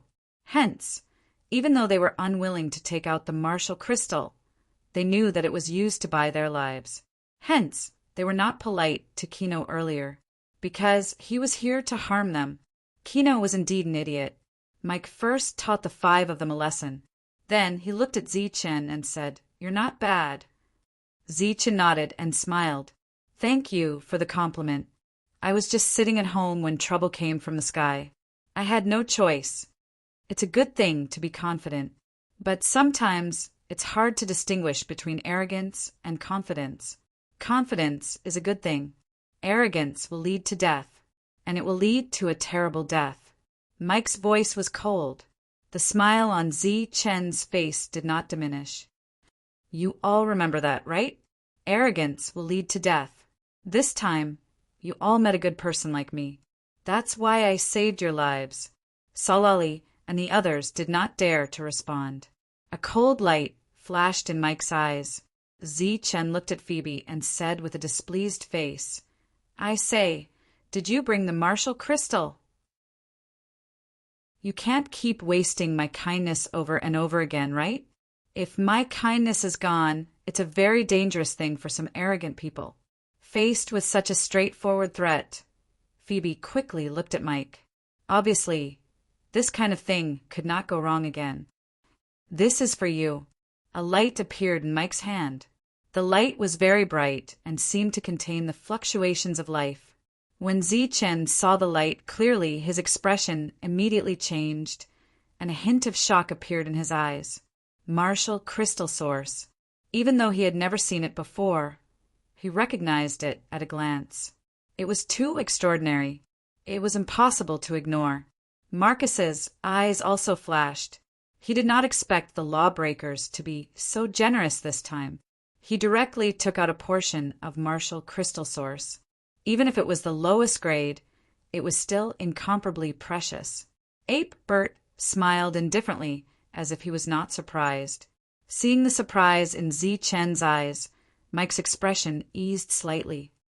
We lawbreakers never take advantage of others. This portion of martial crystal source is used in exchange for their freedom. From now on, you no longer have anything to do with us lawbreakers. Zi-Chen nodded repeatedly. This was something he was looking forward to. Mike casually waved, and the martial crystal source flew out. Seeing this, Zi-Chen hurriedly caught it, appearing very careful. You really haven't seen the world. Mike finally seized the opportunity and mocked, but it's also true. Who asked you to be lawbreakers? It's all the same. With the martial crystal source in hand, Zi-Chun did not care about this little bit of mockery. Dignity was naturally important, but in this place life was even more precious. Humph! Mike snorted coldly, then looked at them. Let's go. Zi-Chun also took out Phoebe's weapon and threw it to him. It's a small world. Phoebe took the weapon and left these words with an indifferent expression. The two sides no longer had anything to do with each other, so they were naturally still enemies. Anytime, Zi-Chun smiled faintly and said, I'm also looking forward to the next time we meet, because I believe in your integrity. When these words came out, Phoebe wanted to vomit blood. Chapter 5060. Zi-Chen's meaning was clear. The next time he came, the same thing would happen again. This time, each of them had lost a piece of martial crystal. When they returned, they would have to give them enough resources as compensation. No one would bear this responsibility for them. Since their lives were no longer in danger, they began to think about their dignity. This incident was so big that it would naturally attract attention. Sang Larry recalled the impact of the previous incident. This time, it was much more serious than the previous incident. They had lost even more face. When they returned, they would definitely become a laughingstock again. For a moment, they were very angry, but also helpless. After all, it was an indisputable fact that they could not defeat the other party. As for Zi-Chen, they could only say that he was uncanny. Now that the matter was settled, Mike and the others left. Piper and Marcos stayed behind. Then, Piper said some words of encouragement, and Marcos gave him a thumbs up. Break through first. When you reach the 5th strength state, it will be easy to go to Shatter FA City. Actually, for ordinary people, reaching the 3rd strength state was enough to enter Shatter FA City. However, Zi-Chun was not an ordinary person. When he reached the 5th strength state, it should not be a problem. We'll leave first. We'll wait for your good news. After bidding farewell to Zi-Chun, Marcus walked toward Shatter FA City. When Zi-Chun returned, his subordinates looked at him with eyes full of admiration and reverence. Amazing! Miao Pengfei was very excited. Hu Zhang and the others were also very impressed. With such a great person overseeing this place, they were naturally not afraid. Moreover, with Zi-Chen's orders, the lives of the people here were undoubtedly better. Zi-Chun returned to his room and took out the martial crystal source. The surging energy contained in it was completely beyond imagination. Then, Zi-Chen stayed in his room and began to cultivate at full speed. His orders were carried out very well. Especially after this battle, no one dared to do anything else.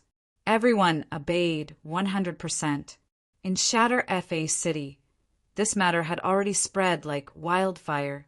The Shatters, who had always been high and mighty, were finally caught by a spiritual caster. Naturally, they would mock him. Therefore, while they were being ridiculed, their hatred for Zi-Chen grew stronger. However, judging from the current situation, it was obvious that a 5 Forces Realm Cultivator would not be able to kill Zi-Chen unless he invited a 6 Forces Realm Cultivator. But what kind of existence was the 6 Forces state? How could they do such a thing? Moreover, in this matter, the 6 Forces Realm was willing to give Zi-Chen a portion of the martial crystal origin, instead of bargaining with him for the martial crystal stones. One could see their attitude. He couldn't afford to lose face like this. Therefore, it was absolutely impossible for a 6 Realms cultivator to make a move. And the 5 Forces Realm did not have the ability to kill Zi-Chen, because that flying weapon was too terrifying.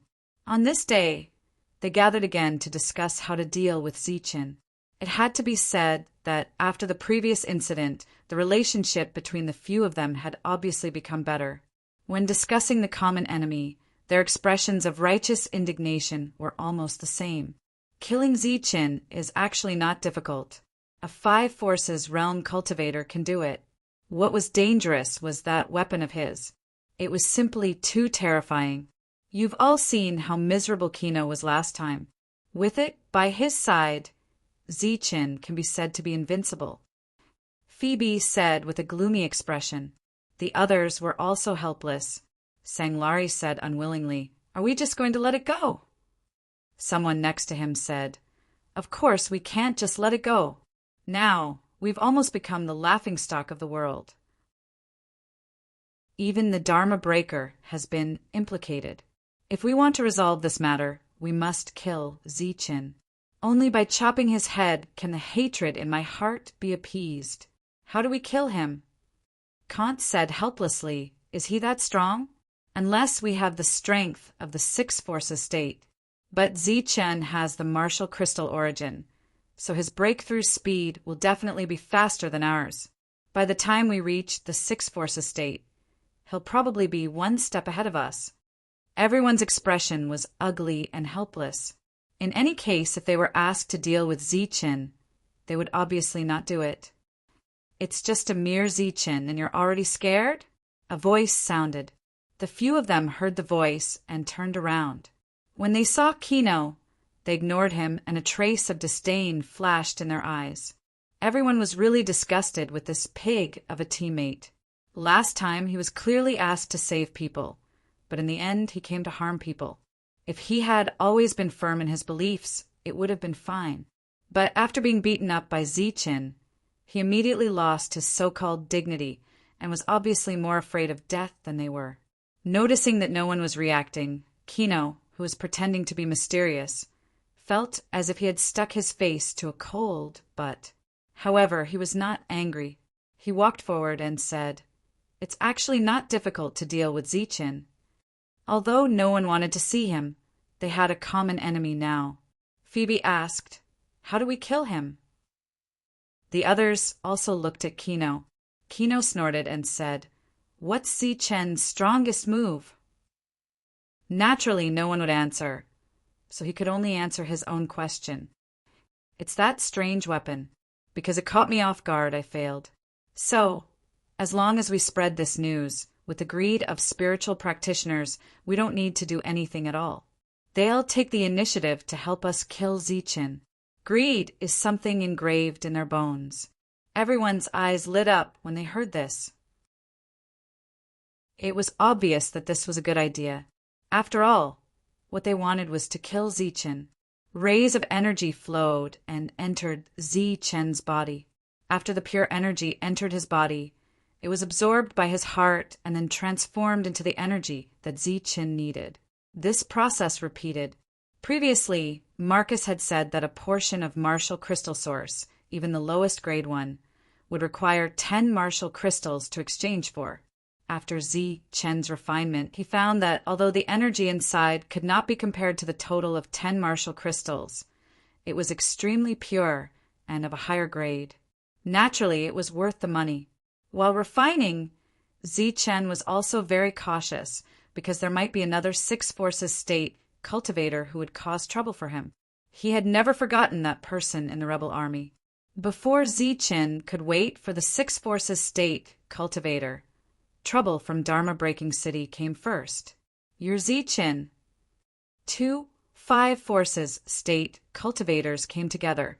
One of them looked at Zichin and said indifferently, "I heard that you have a special weapon. Take it out immediately." The other party's expression was very arrogant. The weapon he was talking about was naturally the massacre spirit. Zichen's expression turned ugly. Without thinking, he knew that those people must have leaked the news.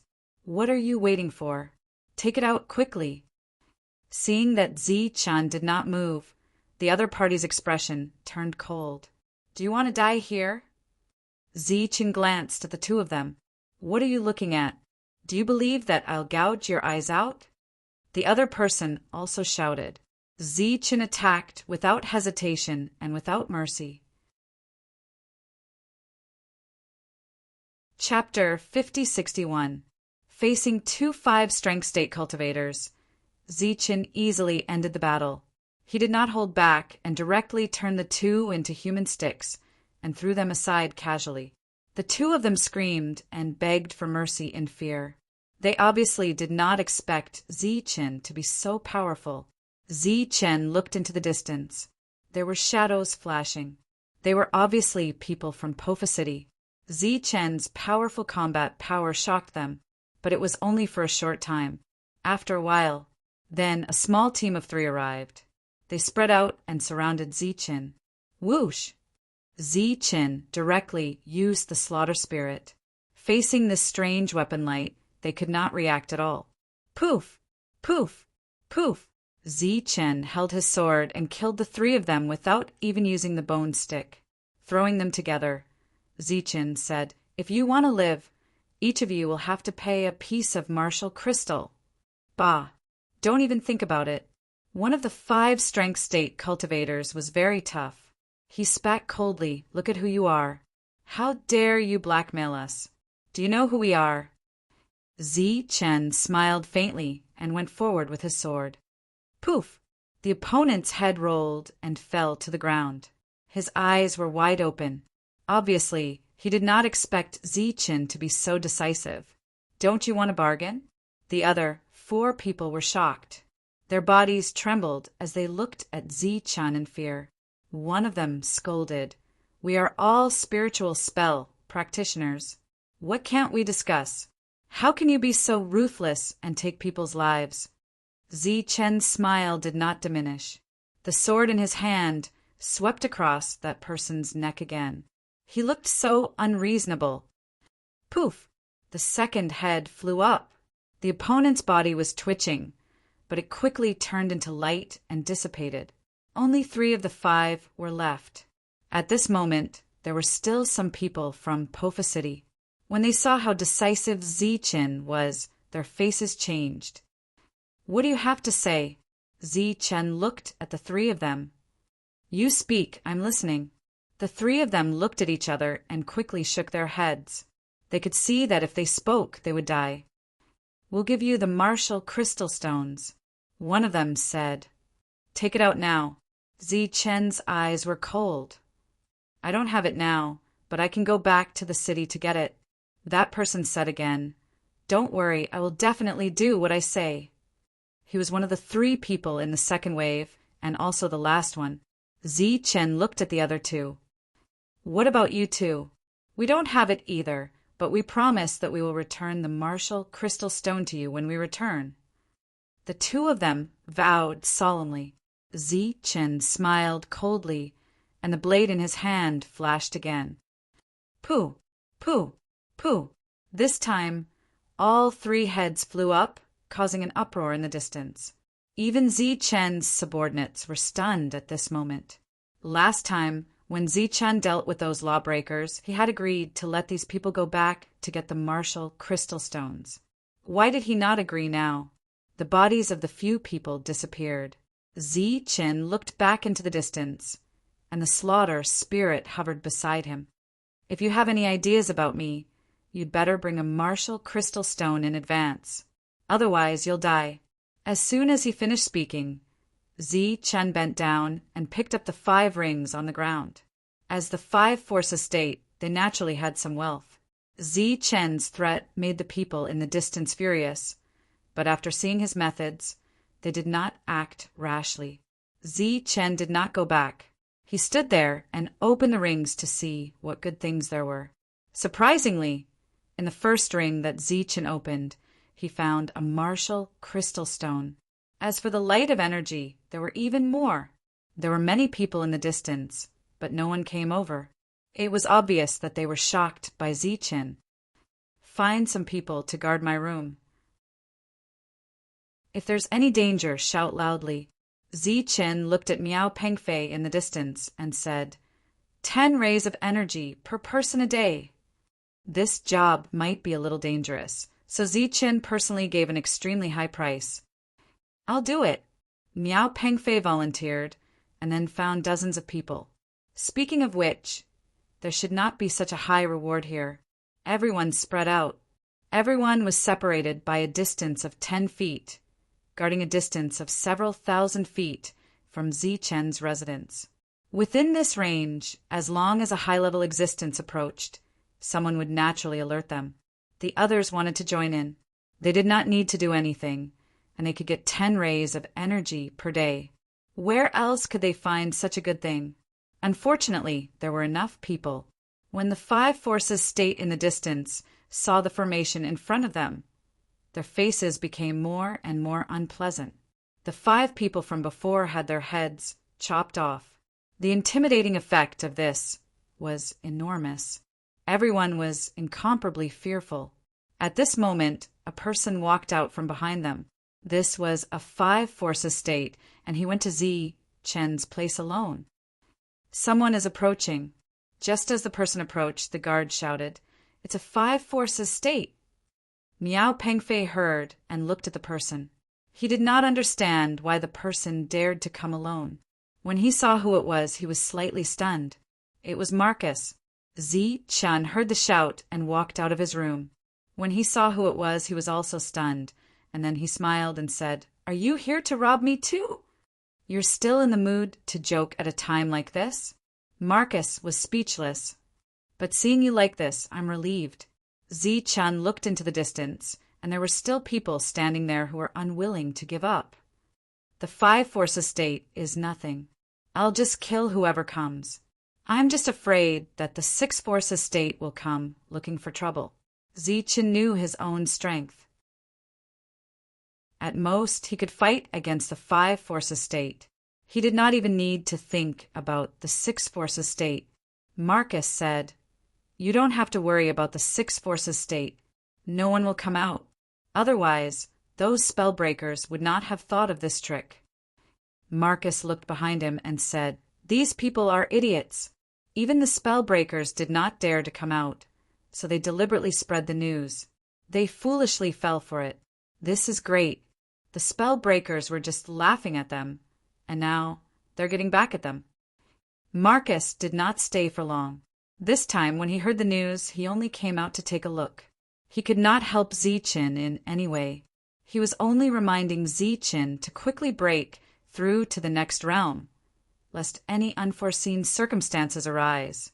The 5 forces state cultivators had not left yet, and each of them was unwilling to give up. They had all seen Zi Chen's weapon, and it was indeed extraordinary. But no one was willing to throw their lives away. Just as the 2 sides were in a stalemate, a person suddenly flew over from afar. He flew in the air, and wherever he passed, there was a strong, oppressive aura. "Be careful! Someone is flying over." The people in charge of monitoring the crisis immediately exclaimed, "Zi Chen, it's the 6 forces state." Seeing this, Miao Pengfei also shouted, "Boom!" The 6 forces state cultivator stood in the air and slammed his palm down. With just one palm, Zi Chen's residence collapsed, and a clear palm print was imprinted on the ground. Chapter 5062. This sudden scene shocked everyone. Those who could fly in the air were at least in the 6 forces state. They did not expect him to be so decisive and kill without saying a word. That slap had even destroyed the room. A clear and huge palm print was imprinted deeply into the ground.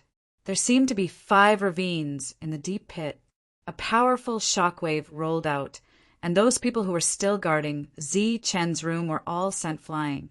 They landed far away and looked up at the sky in horror. Those who were in the 5 forces state who had not retreated were also stunned. Is this possible? It was quiet in the ruins. Zi Chen did not appear, and no one knew if he was killed. Humph! The 6 forces state, who was standing in the air, snorted coldly and turned to leave. He felt a little regretful. If he had known this would happen, he would not have attacked immediately. Now he had killed Su Mo in an instant. However, when he thought about it, he was in the 6 forces state and killed a 4 forces state. It was a loss of dignity. If he could not kill Su Mo with a single slap, he would be a joke. It was right for him to leave immediately. He came and went in a hurry, leaving no trace behind. After the 6 forces state left, some people gathered and stared blankly at the ruins below. "Ha, he's dead. He's finally dead." Someone laughed loudly. It was one of the leaders under Zi Chen. "Now, everything will go back to normal." That's right. I've had enough of these damn days. Due to Zi Chen's order, the leaders did not dare to embezzle the resources of the people. Although Zi Chen had given some compensation, it was not as much as what they had embezzled. What are you talking about? Miao Pengfei glared at the leader. Who do you think you are? How dare you talk to me like that? If not for Zi Chen's protection, we would have killed you long ago. A leader who was also in the two-force state stared coldly at Miao Pengfei. At the same time, a few other leaders walked over. Their cold eyes were filled with murderous intent. Since Zi Chen was dead, no one could suppress them. Miao Pengfei, who had been promoted through connections, became their main target. He just died, and this place is already in chaos. Interesting. A voice of ridicule rang out, and a 5-strengths realm cultivator walked over.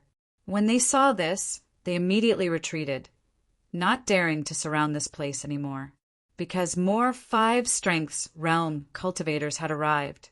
Although Zi Chen was dead, there was a possibility that the things on his body could still be preserved. For example, the weapon in front of them. Everyone arrived at the ruins and began to search for Zi Chen's ring. The original guards tactfully retreated. That's impossible. If he's dead, the ring should still be there. A 5-strengths realm cultivator muttered. They had practically turned this place upside down. They had carefully searched every ravine, but there was nothing. What are you looking for? A voice rang out. Nonsense, of course it is. The 5-force state responded subconsciously. But when he saw the person squatting above the pit, his expression suddenly changed, and he exclaimed, Zi Chen! This exclamation was like a chain reaction. Following that, the exclamations began to fluctuate. You didn't die? The 5-strengths realm cultivators in the pit were all stunned.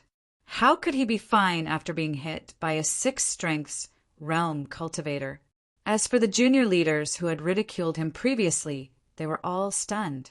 How is this possible? Their expressions changed drastically, and they chose to escape without hesitation. Saying those words was equivalent to openly going against Zi Chen. Their chances of survival were almost zero. If you don't want to be persecuted, follow me and kill them. After seeing Zi Chen, Miao Pengfei regained his confidence and shouted at the crowd. Everyone obeyed Miao Pengfei's words. This was related to their interests. If they did not kill them today, these people would continue to embezzle their resources in the future. In an instant, many people charged forward. These junior leaders fled in fear. As they ran, they shouted that Zi Chen was not dead. Obviously, they wanted to call the 6-strengths realm cultivator back. However, the 6-strengths realm cultivator's speed was far beyond their imagination. He came quickly and left quickly. The 5-strengths realm cultivators in the pit were all stunned and did not move. One of them smiled awkwardly and said that it was a misunderstanding. However, after Zi Chen's cold gaze swept over him, he immediately stopped talking. Zi Chen looked at them and said, I won't make things difficult for you. The two of you should prepare a piece of martial crystal. Otherwise, I'll send you to hell today. At this moment, there were 13 5-strengths realm cultivators here. When they heard Zi Chen's words, their faces were filled with anger. Are you threatening all of us? A 5-strengths realm cultivator looked at Zi Chen indifferently. You've got guts. Zi Chen smiled. A cold light appeared beside him and unexpectedly pierced through the 5-strengths realm cultivator's head. The crowd was in an uproar. All the 5-strengths realm cultivators began to retreat. Zi Chen was too careless. He attacked without saying anything. Zi Chen jumped into the deep pit. Taking advantage of the fact that the other party did not have time to react, he slashed down with his saber. Poof! The opponent's body was slashed diagonally and split into 2 halves. The 5-strengths realm cultivator screamed in fear. The upper half of his body quickly used energy to recover. With such injuries, if he reacted too slowly, he would die. Stop. Otherwise, I'll catch up and kill you one by one. As for who survives, it'll depend on your luck. After slashing, Zichen's cold gaze swept across the surroundings. There were already 5 strengths realm cultivators who had chosen to escape. However, when they heard Zichen's words, they stopped. Now that the crowd had dispersed, they could actually escape. Many of them could escape. However, some of them would not be able to escape and would die. Under such circumstances, no one was willing to use their own lives to buy time for others. I'll say the same thing. 2 people and a piece of martial crystal. Take it out and you can leave. If you can't, leave your head behind. Zichen looked at these people. If you don't want to, you can try to attack me together and see if you can kill me. The crowd looked at each other. In fact, they had this idea in their hearts. However, they were not familiar with each other and naturally did not have absolute trust in each other.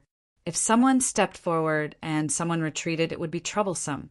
Therefore, after looking at each other, they decided to keep Wu Jingshi safe. If each of them had half a piece of martial crystal, they could afford it with their financial resources. Zichen successfully obtained 6 pieces of martial crystal. The 12 people retreated. Only half of the guy's body was left. He was still recovering.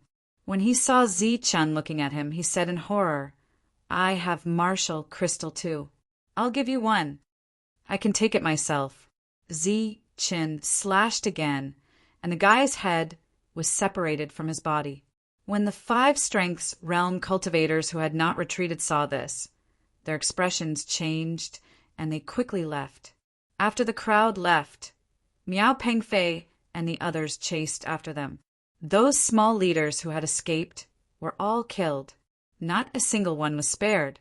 Zichen took out 2 pieces of martial crystal and threw them to Miao Pengfei. You and Hu Zheng take 1 each. Reach the 3 strengths realm as soon as possible. This, Miao Pengfei caught the martial crystal. This was a huge surprise, but he did not know what to say. It was too precious.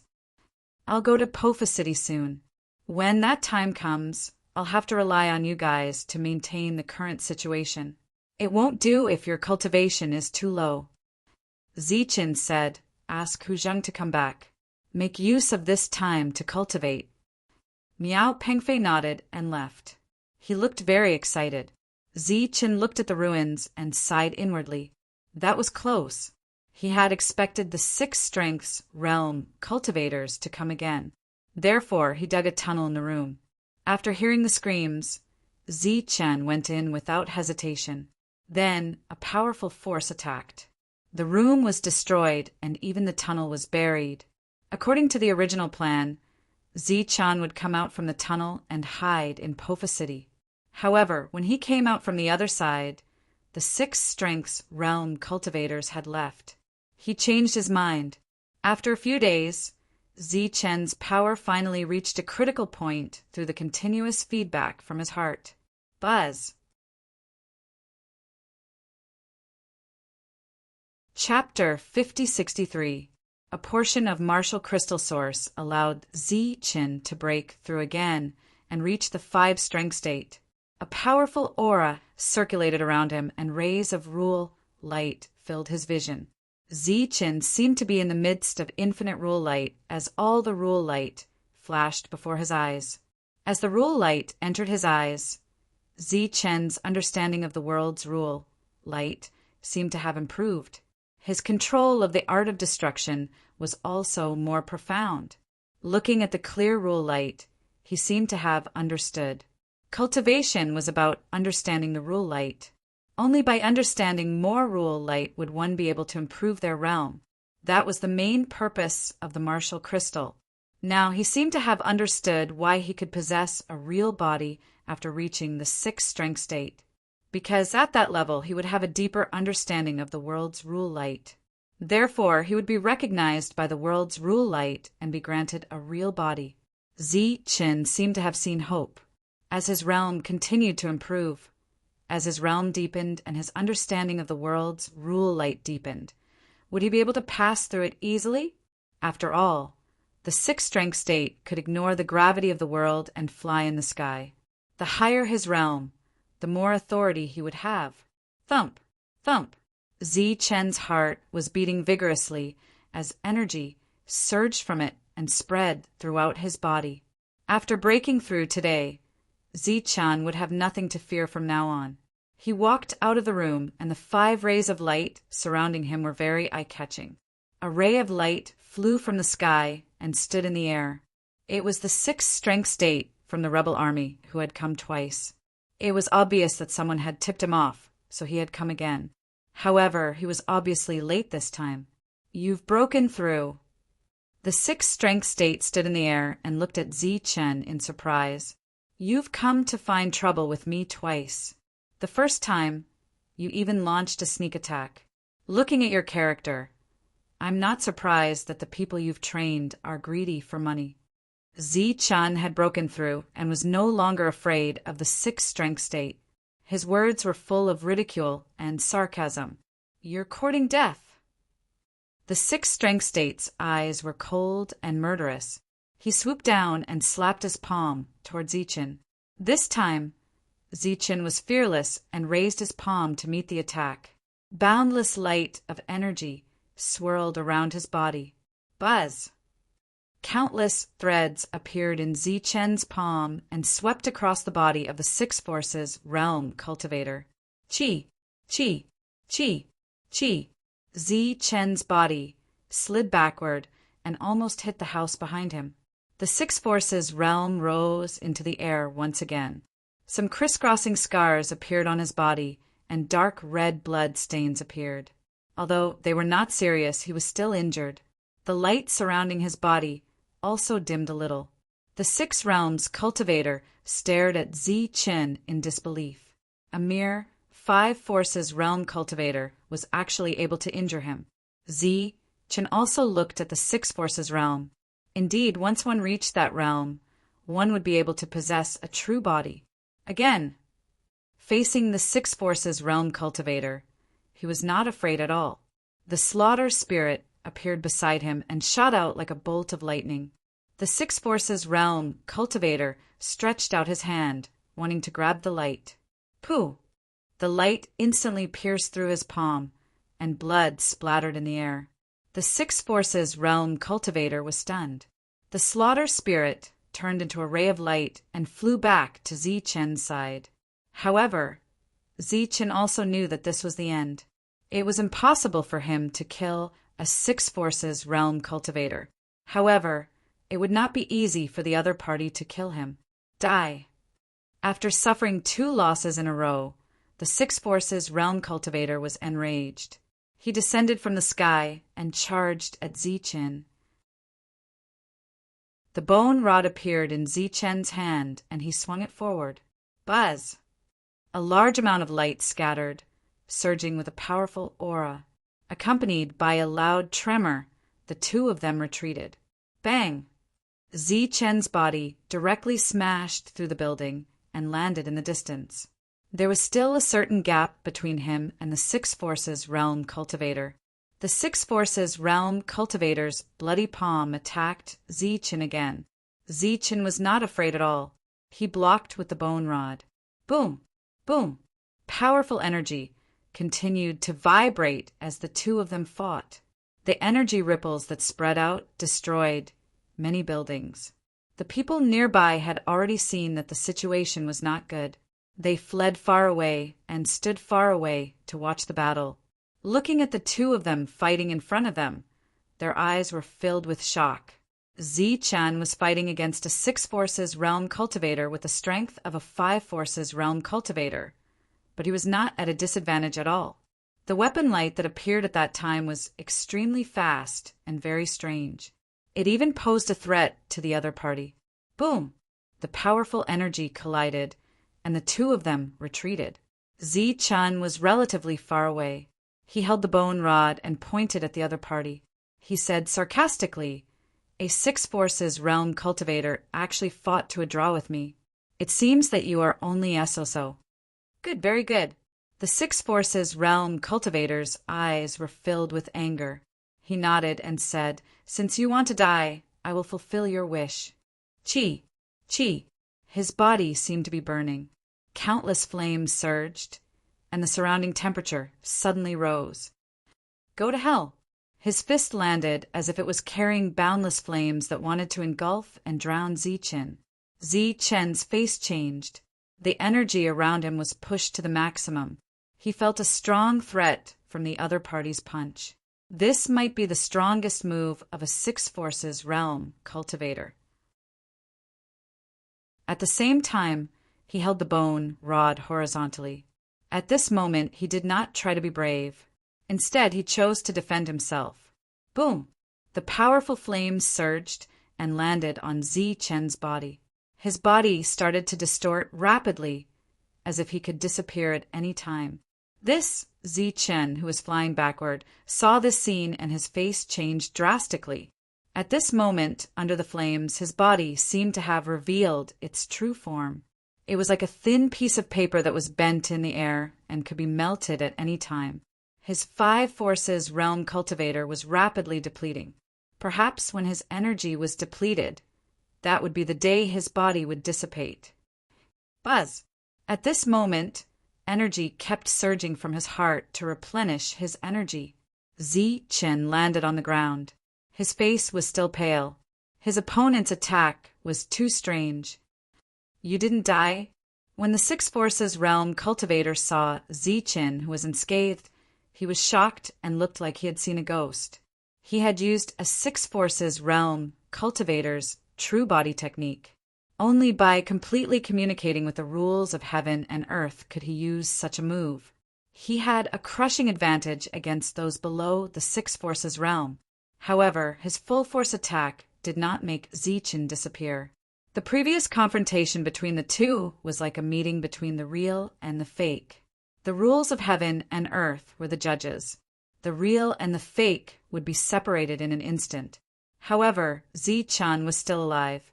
He did not disappear under the rules of his true body technique. This was obviously against the rules. But looking at Zichen's expression, he was obviously frightened. I don't believe it. The Six Forces Realm cultivator charged forward again. The second attack was like a blazing fire wave that drowned Zichen. The fire wave swept past, and Zichen was pushed far away. When his body landed on the ground, other than the dimming of the Five Forces Realm, there were no other injuries. How is this possible? The Six Forces Realm cultivator's face turned pale. He turned around and left. This time he did not leave. Instead, he ran away. Chapter 5064. The Six Forces Realm cultivator ran away because he had used all his strength but still could not kill Zichen. This made him feel strange. However, Zichen's weapon could hurt him. If he used up too much energy, he might be the one to die. As for why, he did not know either. The others stood in the distance. When they saw the Six Forces Realm cultivator run away, they all exclaimed. They were extremely shocked and felt that it was unbelievable. After the Six Forces Realm cultivator ran away, Zichen's face suddenly turned pale. Part of it was because of the huge energy consumption, but most of it was because he was scared. He thought that after reaching the Five Forces Realm, he could easily kill the Six Forces Realm cultivator like when he was a Four Forces Realm cultivator. However, he only realized the danger when he actually fought. Under the other party's attack, his body seemed to have turned into a piece of paper. If not for the endless energy in his heart maintaining his body, he would have died. The flames contained the power of this world's laws. Under such power, he did not have the ability to resist at all. It was the heart that was resisting, blocking the destruction of the laws and constantly replenishing his vitality. The heart that he had accidentally obtained back then had been sealed for countless years, but it could still resist the laws here. Was there some kind of connection between the heart and this world? After this escape, he believed that the Six Forces Realm cultivator would not come again. Zichen's safety was no longer a problem. Next, he would report to Shatter Fa City. However, before that, he had to wait for Miao Pengfei and Hu Zheng to break through. Only when they reached the Three Forces realm could they truly control this place. While there was still some time, Zichen planned to take a look at the mine with killing crystals. Although Ape Bert had warned him not to go there again, the growth of the killing spirit required killing crystals. No one knew what would happen in Shatter Fa City in the future. If the killing spirit could become stronger, it would naturally be of help. Zichen left on his own, heading straight for the lode. At night, he lit a bonfire. Perhaps because they sensed Zichen's Five Forces realm aura, no Shatter Fa beast came to attack. Even the vanishing shadow beast did not appear. Zichen arrived outside the mine. It was already deserted. Many wooden houses had collapsed, and some wood was scattered around. He had entered and exited the mine many times and was very familiar with this place. He walked in with familiarity. Activate the immortal spiritual eye. Now that they were here, there was no need to worry. As soon as he entered, Zichen felt the change in the atmosphere. There seemed to be more killing intent in the mine. He summoned the slaughter spirit. The slaughter spirit flew forward rapidly, absorbing the killing intent in this place to its heart's content. That's not right. Could it be that someone is coming? Last time, the killing intent here had clearly been completely absorbed, so why was it here now? Not long after, a crystal suddenly exploded in front of him. It was the killing crystal. It had not been manipulated by someone. It had exploded on its own. This was the main path, and he had walked back and forth many times. The killing crystals had long been dug out. These killing intents were very cold, but Zichen, who was already in the 5-strength state, could still withstand them for the time being. Shua! The slaughter spirit flew back and absorbed the killing intent. Zichen continued forward. At the same time, he controlled the slaughter spirit to prevent it from going anywhere else. A moment later, another killing crystal appeared from above and exploded. Could it be that the killing crystals here can grow on their own? Zichen recalled the first time he was threatened by Sanglari. When he entered this mine, there were killing crystals in the places he walked past. As expected, as he continued forward, Zichen found more killing crystals. Although there were not many and they were scattered, it confirmed his guess. This gave him hope. As long as there were new killing crystals, he would not have to worry about digging out killing crystals with other things. Zichen walked and stopped along the way, and he also found many scattered killing crystals. When he came to the mine where he had dug out killing crystals before, he indeed saw a large number of killing crystals covering the surface. Go! Zichen looked ahead. The slaughter spirit turned into a ray of light and flew forward. It flew past those killing crystals. When it touched the surface, the killing crystals exploded one by one, and the killing intent within was absorbed by it. After the killing intent completely disappeared, the killing crystals turned into powder and fell down.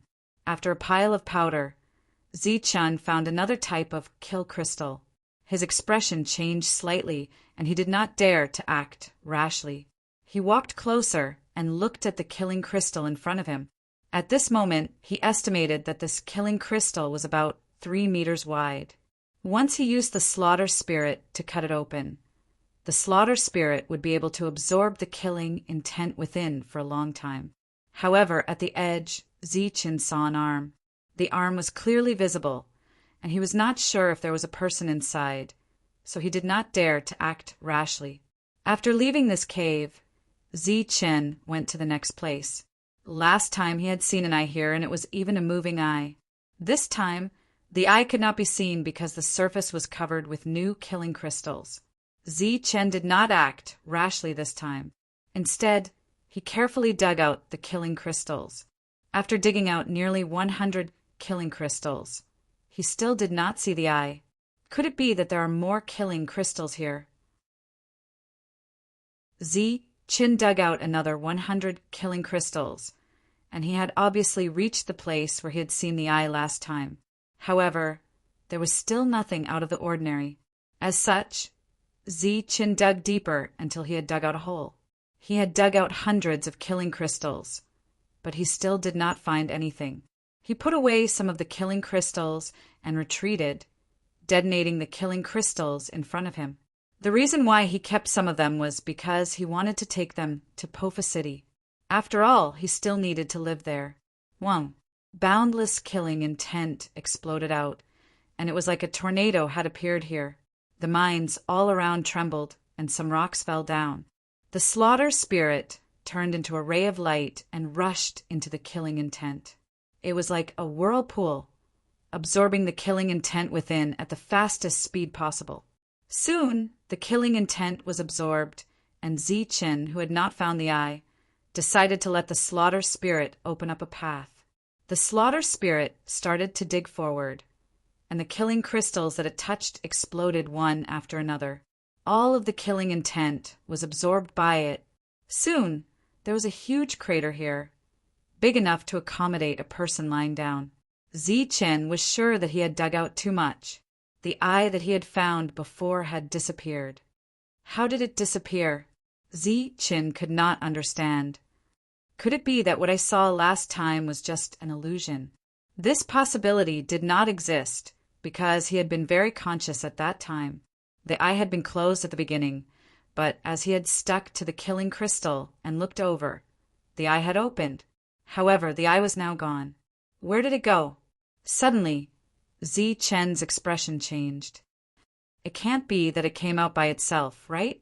Right at this moment, Zichen noticed from the corner of his eyes that there seemed to be a shadow next to him. Swoosh! Chapter 5065. At the end of the month, the new book mission had not been completed. He had to work overtime at night to write the new book. Thunder Warrior would not be releasing today and would strive to release it tomorrow. Thunder Warrior mission had not been completed. Currently in progress. Please wait for a moment. After the content has been updated, please refresh the page to receive the latest update.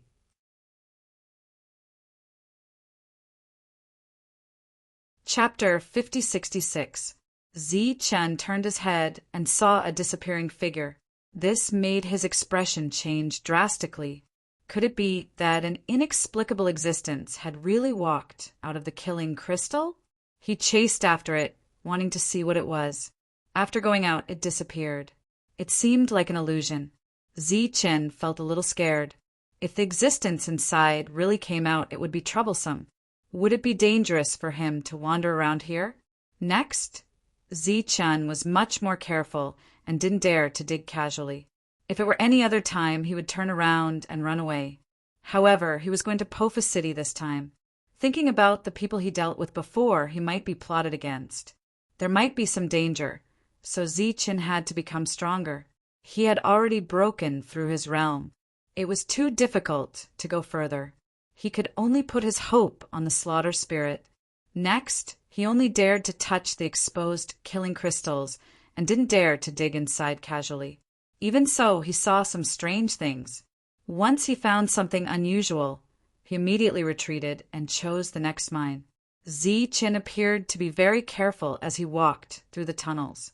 Finally, after staying here for a few days, Zichen couldn't take it anymore and left. It was too dangerous here. Through the killing crystals, he saw at least 3 people. Complete people. They might be resurrected. When he returned to the camp, Hu Zhang and Miao Pengfei had broken through to the 3-strength realm. They hadn't been officially appointed, but the 2 had already begun to deal with some things and were ready to take over at any time.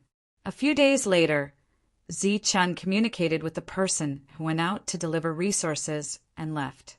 Next, this place was jointly managed by Miao Pengfei and Hu Zhang, with 2 3-strength realm cultivators in charge.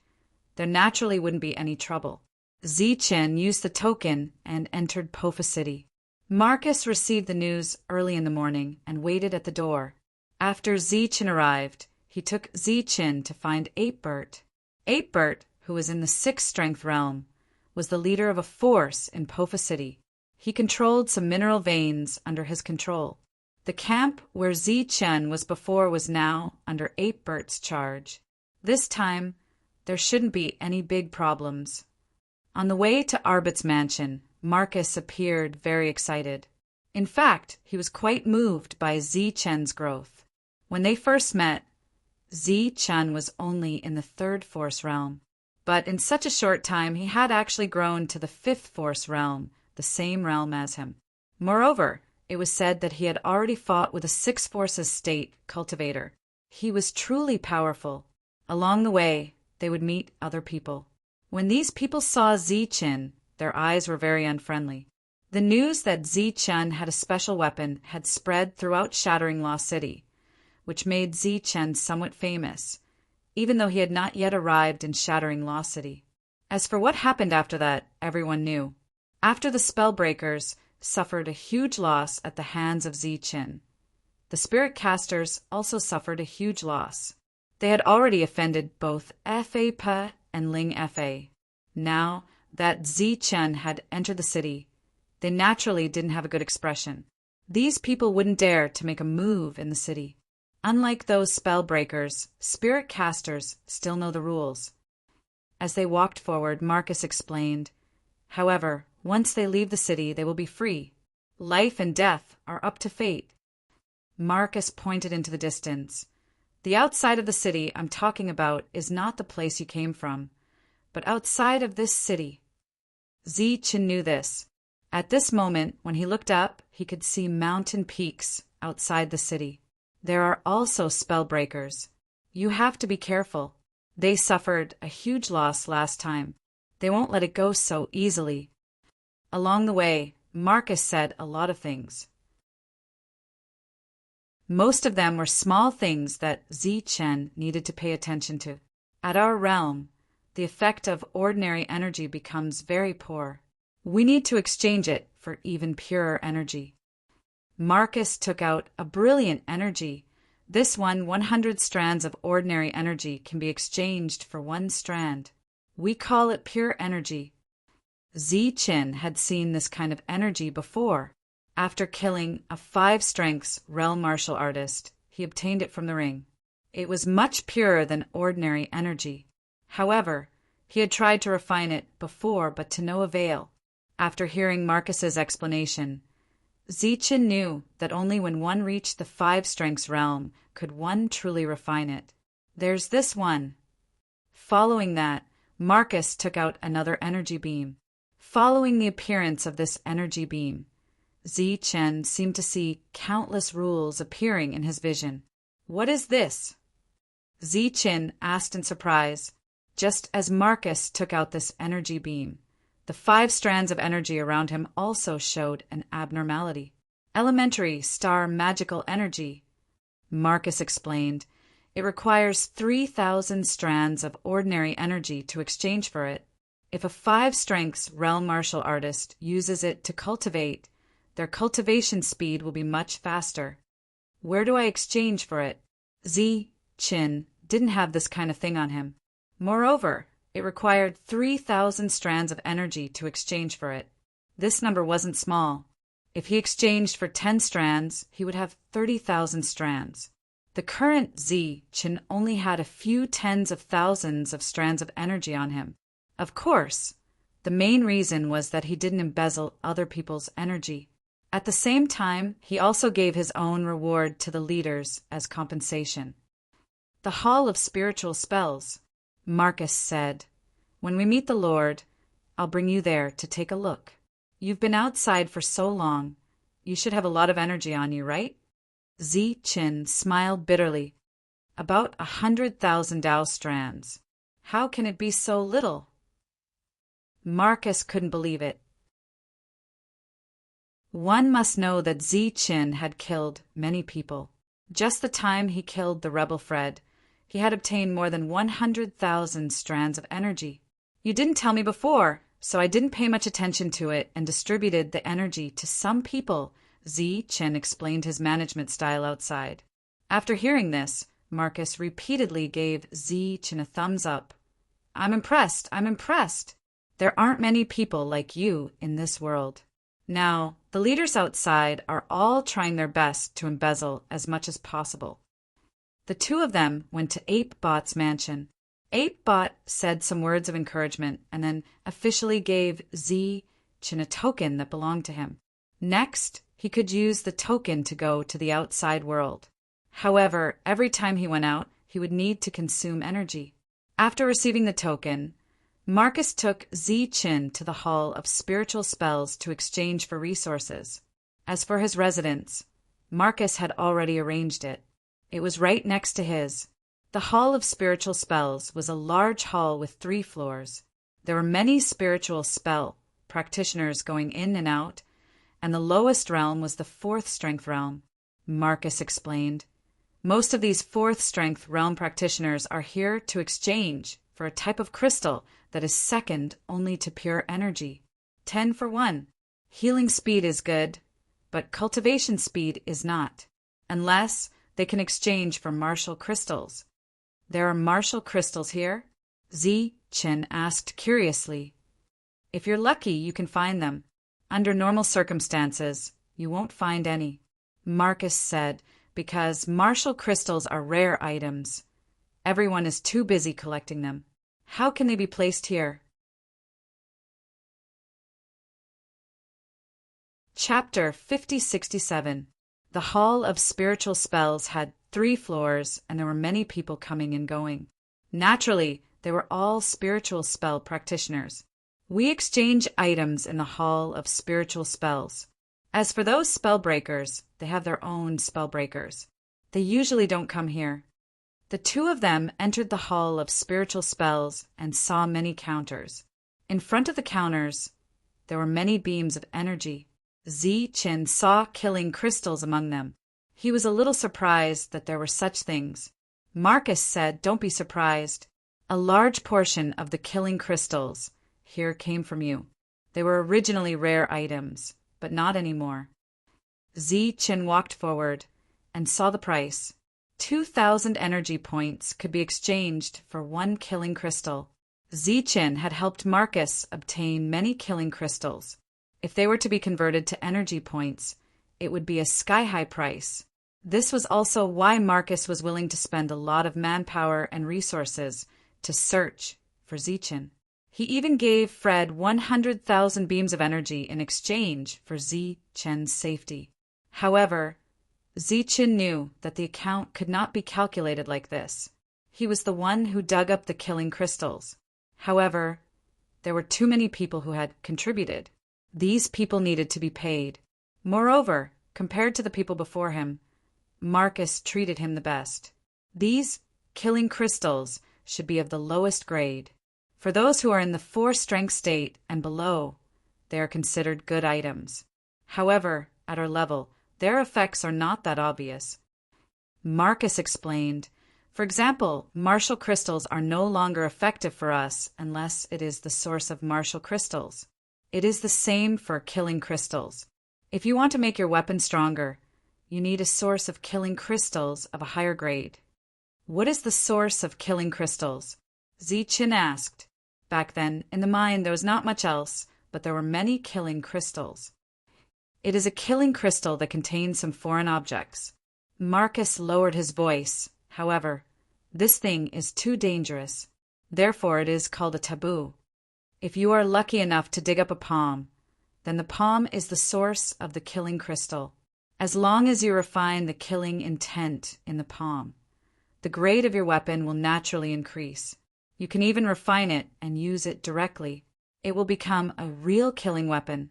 It doesn't matter if it's dead, but if one of them is alive, it will be a huge problem. Marcus said, therefore, under normal circumstances, almost no one would go looking for killing crystal sources. Therefore, its quantity is even rarer than martial crystal sources. The two of them walked to the place where they could exchange for pure energy. Only those who were in the 5 strengths realm could use it, and they would need to exchange 100 strands of energy for 1 strand. Just as Z Chen was about to exchange for it, he found something similar on the side, but it required 150 strands of energy to exchange. As they continued to walk, the amount of energy required was also different. The highest actually required 500 strands of energy. This puzzled Ziqin. How could this be? Marcus continued to explain. These pure energies have been refined and condensed. Their functions are also somewhat different. 100 strands of pure energy is only the most basic pure energy. The subsequent pure energies are based on this foundation. For every additional strand of pure energy, the price will increase accordingly. Unless it's a special situation, there's no need to exchange for those purer ones. Ordinary ones are enough. Marcus smiled. After all, to us, what we don't lack the most is time. Ziqin felt that it made sense. He first exchanged for 50 strands of ordinary pure energy. Then he went to the spiritual energy section. Sure enough, the lowest grade started at 3,000 strands of energy. The following prices increased by 500 strands of energy, and the highest was 6,000 strands of energy. Ziqin directly exchanged for 10 strands of ordinary spiritual energy. After that, the two of them wandered around the place. Ziqin saw a place that collected martial crystals. The purchase price was 10,000 strands of energy per piece. The selling price was not. The selling price of killing crystals was 2,000 strands of energy, while the collecting price was 1,800 strands of energy per piece. This time, Ziqin had prepared a lot of killing crystals. If he were to sell them, it would be a huge sum. However, at the moment, he did not have such plans. Marcus pointed to the upper level and said, "There are more things up there. However, you need to be in the 6 strengths realm to enter, or have the authority of the 6 strengths realm. At most, there are various materials from the dead spell-breaking beasts. Some can be used to refine weapons, while others are ingredients." After looking around, the two of them walked out of the Hall of Magic. Just as they walked out of the hall, they saw a group of people walking towards them. The person in the lead was wearing guardian armor and holding a long staff in his hand. When Ziqin saw the other party's attire, a look of surprise flashed across his face. It seemed that this was the first time he had seen such attire. "Not good, it's Lu Yao." When he saw the person, Marcus's face could not help but change. Ziqin looked at Marcus and realized that he was very nervous. In this spell-breaking city, there are not many people who have guardian armor. Lu Yao is one of them. Marcus said, "This kind of guardian armor is extremely rare. With this armor, he has a chance to escape when facing a 6 strengths realm cultivator. His armor was not refined, but dug out from a crystal. It is said that it has a lot of growth potential. Let's hurry up and get out of the way. This person is too arrogant. He doesn't even put spell breakers in his eyes." The two of them moved to the side, not wanting to provoke the other party. Lu Yao, who was walking closer, suddenly stopped. He glanced at Marcus, then looked at Ziqin and said, "You are the person who has the weapon? Give me the weapon, and this is for you."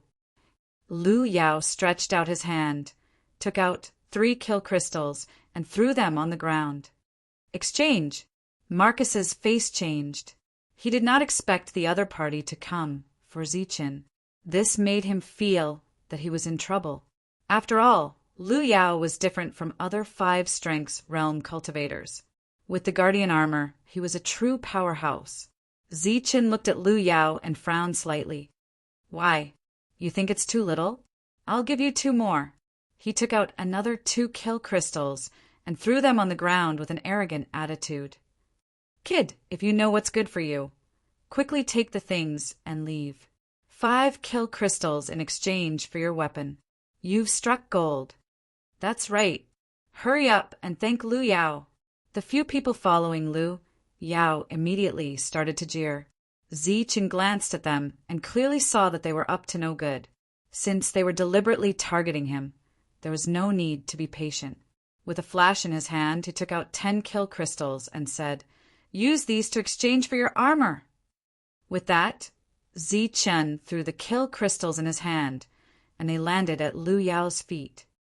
"Look, I'm much more generous than you. Zichen smiled faintly. Seeing this, everyone immediately stopped smiling. They looked at Zichen as if they were looking at a dead man. This guy dared to treat Lu Yao with such an attitude. He was dead meat. Do you want to die? Lu Yao's eyes flashed coldly. Zichen looked straight at him without fear. What about you? Kid, you really don't know what's good for you. Lu Yao personally came here to exchange with you, and you dare to humiliate Lu Yao. Do you want to die? Someone immediately reprimanded. He only took out 5 kill crystals, and that's an exchange. I took 10, and that's a humiliation. Zichen smiled coldly. If that's the case, then I'll take back 5. With a wave of his hand, a light of energy appeared and flew back with the 5 kill crystals. All right, it's fair now. Chapter 5068. Zichen looked at Lu Yao with an indifferent expression. The word exchange shocked everyone. They looked at Zichen as if they were looking at an idiot. How dare he speak to Lu Yao with such an attitude? Did he have a death wish? This was Lu Yao they were talking about. He was one of the few people in shattering Dharma City who possessed armor. He was also one of the few people who dared to attack a 6-strength spellbreaker beast. Lu Yao's eyes narrowed as boundless killing intent burst out from them. He was infuriated by Zichen's attitude. Marcus was worried that Lu Yao would cause trouble. Lu Yao, what is the meaning of this? There is no such thing as coercion in shattering Dharma City. Who do you think you are to speak here? Lu Yao glanced at Marcus. You. Marcus's eyes flashed with anger, but he did not dare to reprimand Lu Yao. You better stay in the city. Don't go out. Lu Yao glared at Zichen coldly. Because I will kill you the moment you step out of here. Zichen said calmly, do it now if you dare. Let's see who will kill who. Kid, that's enough. Can't you see that Lu Yao is giving you a way out? Don't be so shameless. Someone beside Lu Yao said unhappily. That's right. Lu Yao is giving you face, so you better take it. Another person said, who do you think you are? Do I need you to give me face? Zichen said disdainfully. You have the guts to look for trouble, but now you don't dare to fight. It's disgusting to meet cowards like you. What did you say? Do you dare to say it again? The few of them stared coldly at Zichen. I have even beaten up spellbreakers in shattering Dharma City. Who do you think you are? Zichen continued, do it if you dare.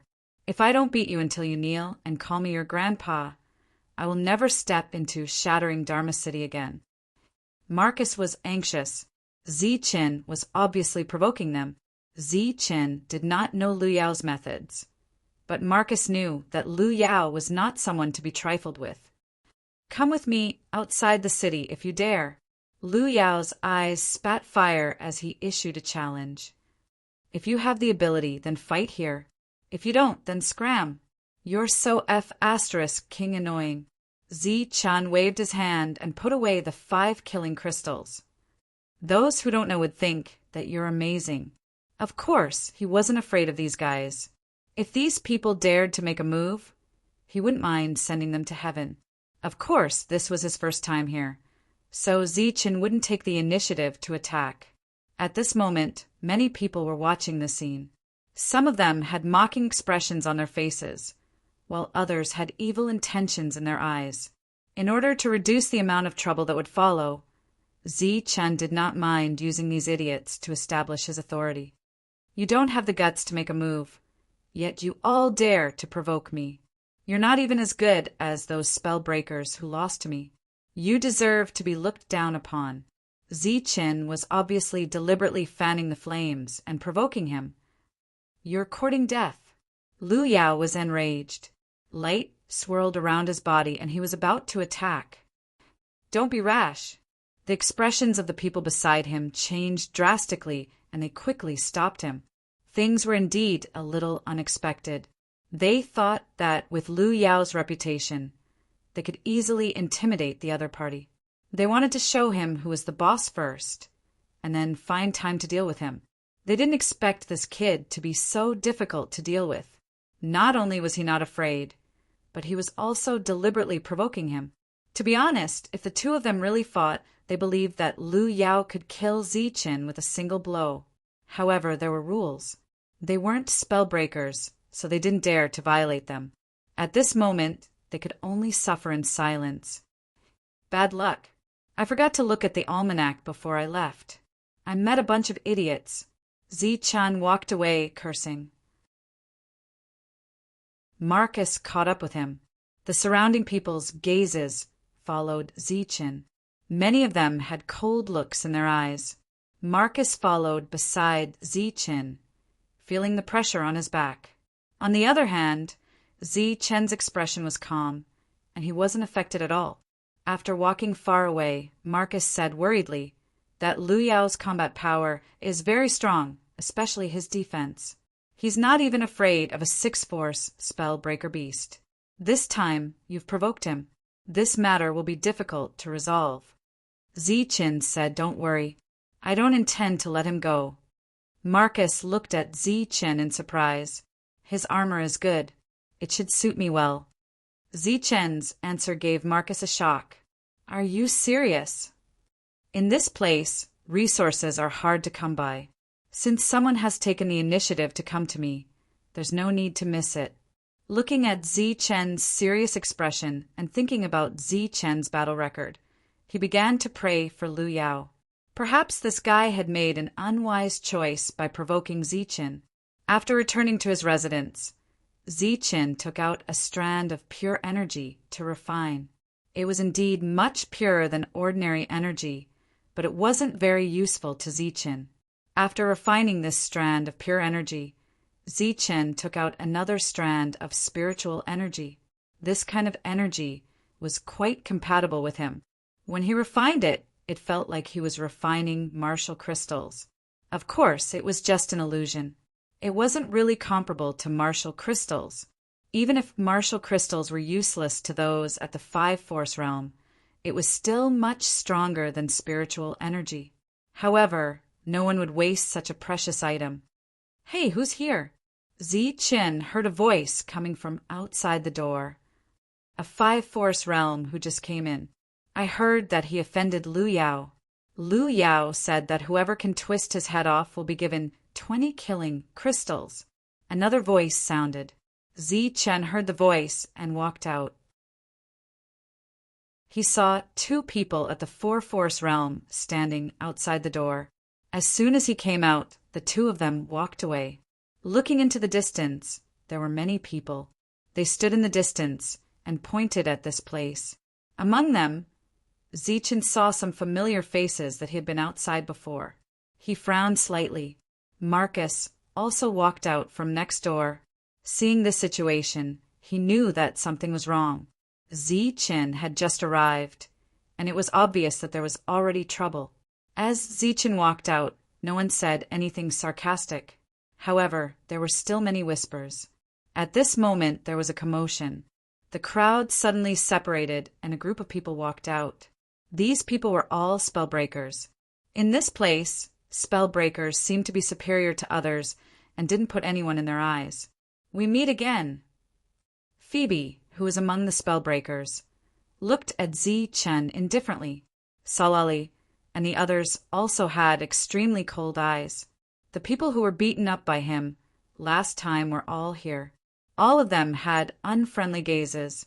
The people in the distance stopped whispering and looked forward to see how Ziqin would deal with these spellbreakers.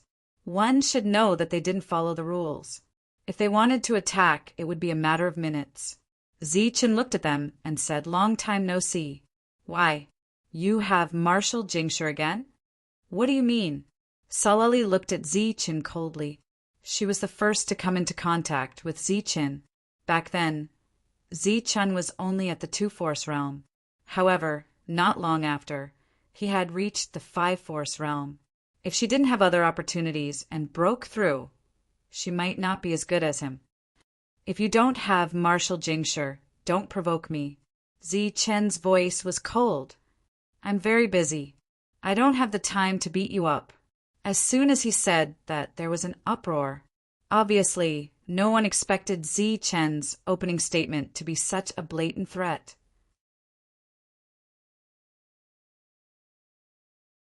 Chapter 5069. There was an uproar among the crowd. They did not expect Zichen to be so bold that he even dared to threaten the spellbreakers. These spellbreakers were all in the 5-strength state. Their actual combat power was even higher than spiritual casters of the same level. Each of them was extraordinary, but there were 6 of them. What do you mean? Phoebe's face was cold. When he saw Zichen again, he did not immediately attack him. He was already very calm. But this guy actually dared to provoke him. Zichen glanced at him. Have you forgotten the lesson from last time? Before you provoke me, prepare the martial crystals first. Otherwise, you will die. In the entire Spellbreaker city, only Zichen dared to speak to the Spellbreakers like this. First, it was Liu Yao. Now it was the Spellbreakers. Marcus could not help but admire Zichen's courage. Zichen turned around and walked towards his residence. These spellbreakers might not dare to attack him today. Wait! Phoebe shouted. Do you really want to die? Zichen's eyes flashed coldly. We are here today to inform you that you will go on a mission with us tomorrow to clean up the spellbreaker beasts. Phoebe said, We will leave tomorrow morning. When everyone heard this, their expressions changed. Why should I? Zichen's expression was disdainful. Who do you think you are? How dare you order me around? Zichen was not afraid of these people at all. Phoebe was not angry at being looked down upon. He looked at Marcus, who was not far away, and said proudly, You tell him, why should I? Marcus explained awkwardly, When we come here, we do need to kill the spell-breaker beasts regularly. But usually after we are familiar with this place. Before Marcus could finish, he was interrupted by Phoebe. He doesn't need to familiarize himself with this place. He just needs to follow us tomorrow. We will protect him. Marcus heard this and smiled bitterly. The other party did not use force, but used this method. It was obvious that Zichen could not refuse and had to obey. The lawbreaker had the right to do so. Among the crowd, the gazes of the spirit casters that looked at Zichen also became extremely pitiful. It was his bad luck to have offended a lawbreaker. He had just arrived in Broken Law City and had to go on a mission in less than a day.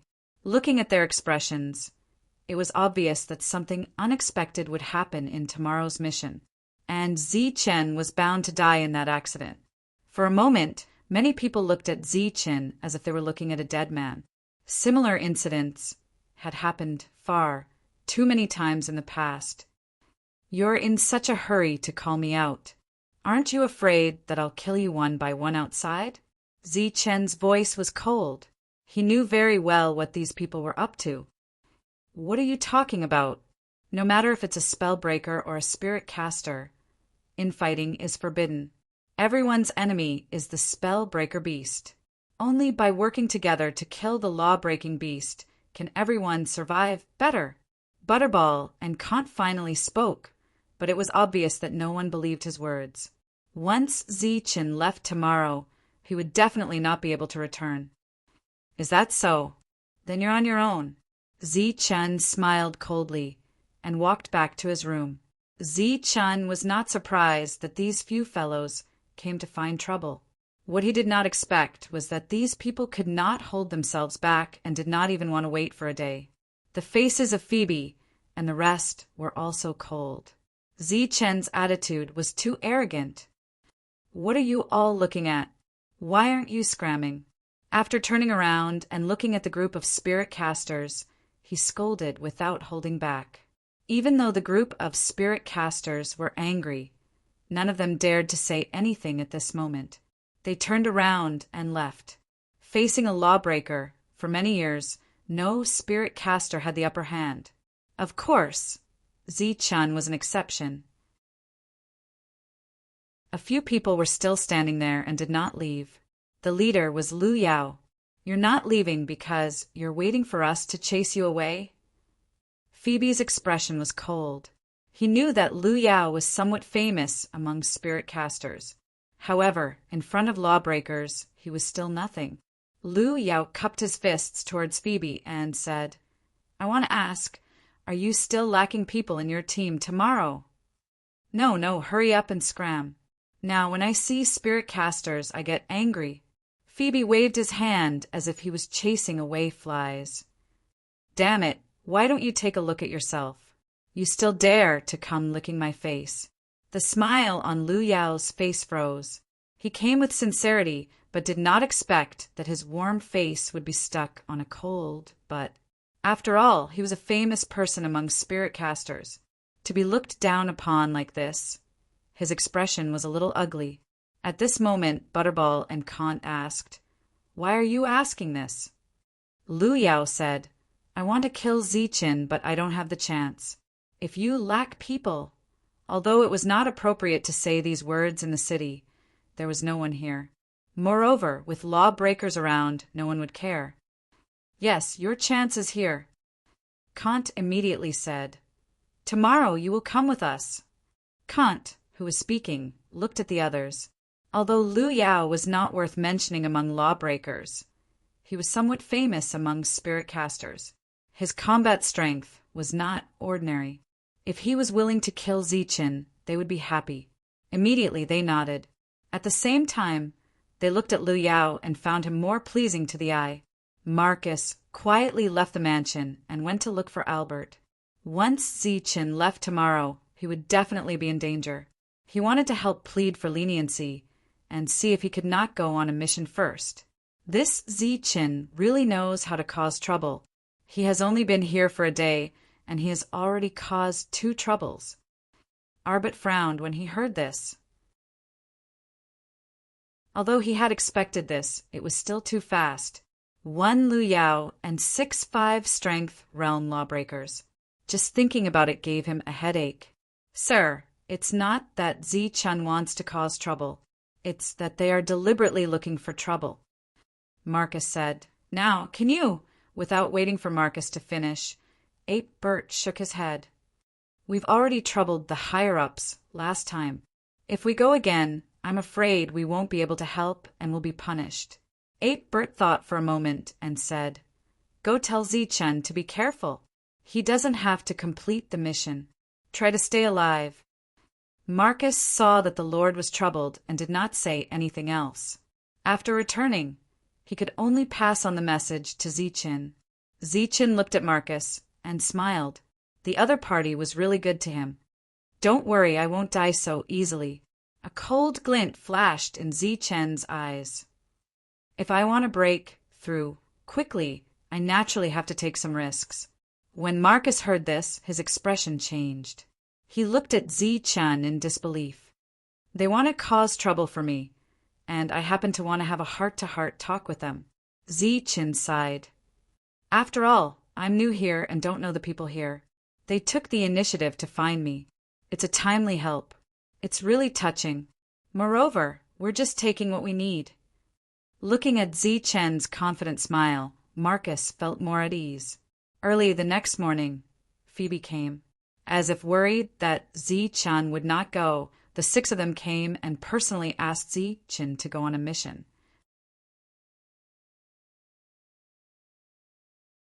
Chapter 50-70. The 6 of them had personally come to get Ziqin. This was unprecedented, and they seemed to have a lot of faith. However, those who heard the news knew very well that once they left the city today, Ziqin might not be able to come back. However, the other party could not refuse. Ziqin walked out when he heard the news. He looked at the 6 people in front of him. "Why are you in such a hurry? Are you rushing me?" Phoebe snorted coldly. They were rushing Ziqin's life. However, he obviously would not say it out loud. He could only say solemnly, "The law-breaking beasts are wreaking havoc everywhere. Naturally, we have to get rid of them quickly. This way, fewer innocent people will die." Looking at the righteous expression on the other party's face, Ziqin could not be bothered to respond. "Is everything ready?" Ziqin asked. "What?" Phoebe was stunned. "Marshal Jing sure?" If you guys encounter an accident, the martial Jingshire might be able to save your lives. Zichen said indifferently, if you don't have the martial Jingshire when danger approaches, you'll probably die. They looked at each other and saw the anger in each other's eyes. Zichen was very bold. At this stage, not only did he not take the initiative to beg for mercy, he even dared to threaten them. If you're ready, quickly lead the way. If you're not, I'll wait for you for a while. Zichen glanced at the few of them. Cultivation was not easy. If these rich people were willing to help, it would be best. We don't know what you're talking about. Let's go now. Phoebe urged. Killing the law-breaking beasts is very important. Don't waste any more time. Since he had reminded them, Zichen did not say anything else. Then the 6 people spread out and almost surrounded Zichen, escorting him out of the city. During this time, some people wanted to see the final result and followed behind. However, after Phoebe and the others glanced at them coldly, they could only stop and did not dare to move forward. Along the way, Zichen's expression was very relaxed, as if he was on a scenic tour. His eyes would occasionally look at some strange things. Hey, Butterball, do you often go out to hunt lawbreaker beasts? Zichen turned his head and looked at Kant on his left. Kant seemed to be very dissatisfied with this form of address. A wisp of anger flashed in his eyes, but he did not reply. I'm asking you a question. Zichen frowned. Didn't you hear me? Yes, I go out a lot. Kant said, because there are mineral veins outside and some people need to be protected, we often clean up some Dharma breaker beasts. Hearing Kant's reply, the other 5 people looked at him with disdain. Zichen sighed. It seems that no matter if you come in or out, you can't avoid the fate of mining. Yesterday, Marcus had told him that some of the 3 strength realms who came here still had to mine. Even some of the 4 strength realms had to mine. It was just that the crystals they dug out were of higher quality and they wouldn't be squeezed to death like outside, so the treatment was much better. As the group walked out of the city, Zichen saw numerous towering mountains in front of him. Although they looked close, they were actually very far away. Butterball, have you ever mined? No, Dharma breakers are of noble status. They don't need to mine. Kant didn't care about the others' disdain. In short, he would answer all of Zichen's questions. Zichen seemed to see that he was very cooperative, so all of his questions were directed at him. To be able to remain so calm in such a place, you sure have guts. After walking out of the city, and walking for a while, Phoebe suddenly spoke with a cold voice. Zichen glanced at him. You're not small either. You've already suffered once, but you still haven't learned your lesson. Everyone's expression changed slightly. Humph, what happened last time was just an accident. Phoebe's eyes flickered with a cold light. This time he seemed to realize that he had misspoken, so he quickly shut his mouth. The others also stared at Phoebe with warning eyes. They had just left the city. If Zichen changed his mind and ran away, that would be troublesome. Zichen said disdainfully, What's the point of pretending at a time like this? I know very well what you're scheming. There are only 2 paths this time. One is for you to kill me, and the other is for me to kill the 6 of you. Everyone's expressions changed again. They didn't expect Zichen to have guessed it. Butterball and Kant immediately asked, Didn't you say that we can use martial crystals to trade for our lives? Butterball regretted it as soon as he said that. Sure enough, the other 5 looked at him as if they were looking at an idiot. Their expressions were full of disdain, as if they couldn't be bothered to be associated with him. Zichen laughed when he heard that. That's right. We can use it to save our lives.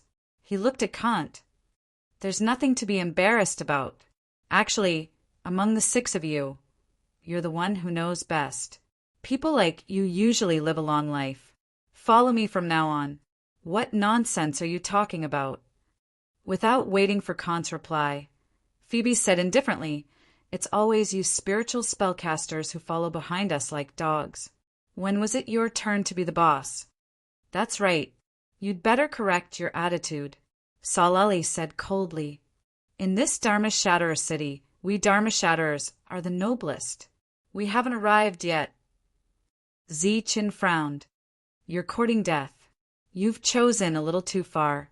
Zichen was only one person, but he kept provoking them time and time again. This made them unable to bear it any longer. Their eyes were spitting fire, but when they thought of the plan, they could only suppress it. At this moment, 3 Dharma Shatterer beasts appeared in front of them. They were all in the 5 strengths realm. Perhaps they had just finished hunting. Kill! Phoebe saw this and roared angrily, charging forward. The anger that had been suppressed all along the way poured out immediately. A ray of light flew out from Phoebe's palm. It was soul power that was completely different from spiritual spells. It immediately entered the body of one of the Dharma Shatterer beasts. That Dharma Shatterer beast began to sway as if it had lost its center of gravity. Phoebe stepped forward and came in front of the beast. He landed a punch on the head of the Dharma Shatterer beast. Whoa! In an instant, infinite soul power burst out and the Dharma Shatterer beast fell to the ground. The Dharma Shatterer beast that fell to the ground resonated with the rules. Its body was decomposing, leaving behind 5 rays of energy. It was actually pure energy. 1 ray was equivalent to 100 ordinary rays of energy. At this moment, the other 2 people also stepped forward and easily ended the life of the Dharma Shatterer beast. At this moment, Zichin seemed to understand why Dharma Shatterers were superior to others. This kind of killing power was already heaven-defying for ordinary spiritual spellcasters. Zichin turned to look at Kant. Butterball's expression changed.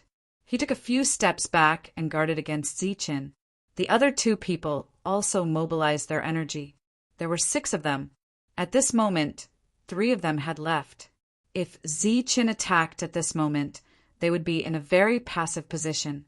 Each of you has the ability to kill a Dharma Shatterer beast of the same level. Zichin did not attack, but asked, Of course. Kant nodded with a proud expression. For us, this is the most basic. What about the Dharma Shatterer beast of the 6th Force estate? Can you kill it? Zichin asked again. The pride on Butterball's face disappeared. The 6th Force estate is a watershed. No one can kill a Dharma Shatterer of a higher level. Zichin nodded.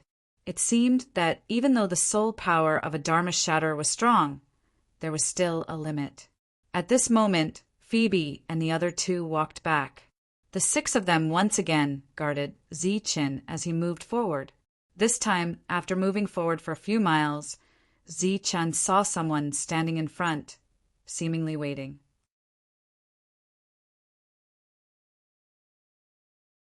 Chapter 5071. Lu Yao stood in front, in a very conspicuous position. The reason why it was conspicuous was because the guardian armor was glowing, which was particularly eye-catching. He held a long staff in his hand, and 4 people followed behind him. Zichin frowned slightly. When Marcus arrived last night, he told him that Lu Yao had talked to a few people about the possibility of both sides joining forces. Today they met again. In Lu Yao's hand, the long staff was raised high and then slowly lowered it, pointing straight at Zichin. His eyes were full of cold, murderous intent, and he provoked. Do you dare to fight me? Zichin stopped and turned to look at them. Is this the helper you found? Phoebe and the others stopped moving forward. Phoebe said, If you have the ability, beat him first. The 6 of them were not in a hurry to attack. If Zichin could die in Lu Yao's hands, it would be best. Of course, the possibility of that was not high. Zichin stepped forward and looked at them. Do you want to come at me together, or one by one? I can deal with you alone.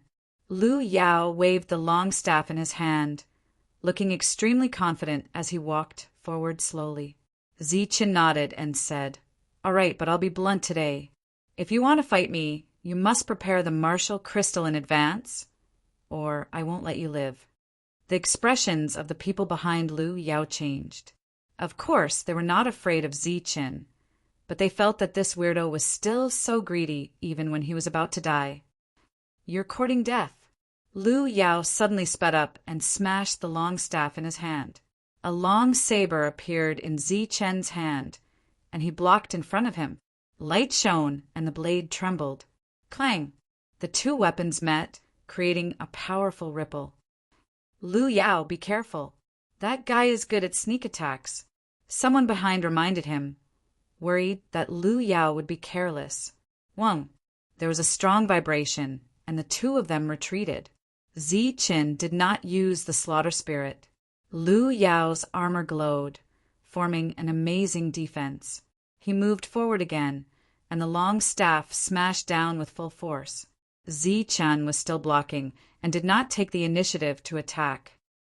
"That's it." Someone saw this and had a disdainful expression. "Aren't the rumors fake?" It said that when this guy was in the 4th strength realm, he could kill a 5th strength realm cultivator. Look at him. He's already being suppressed by Lu Yao.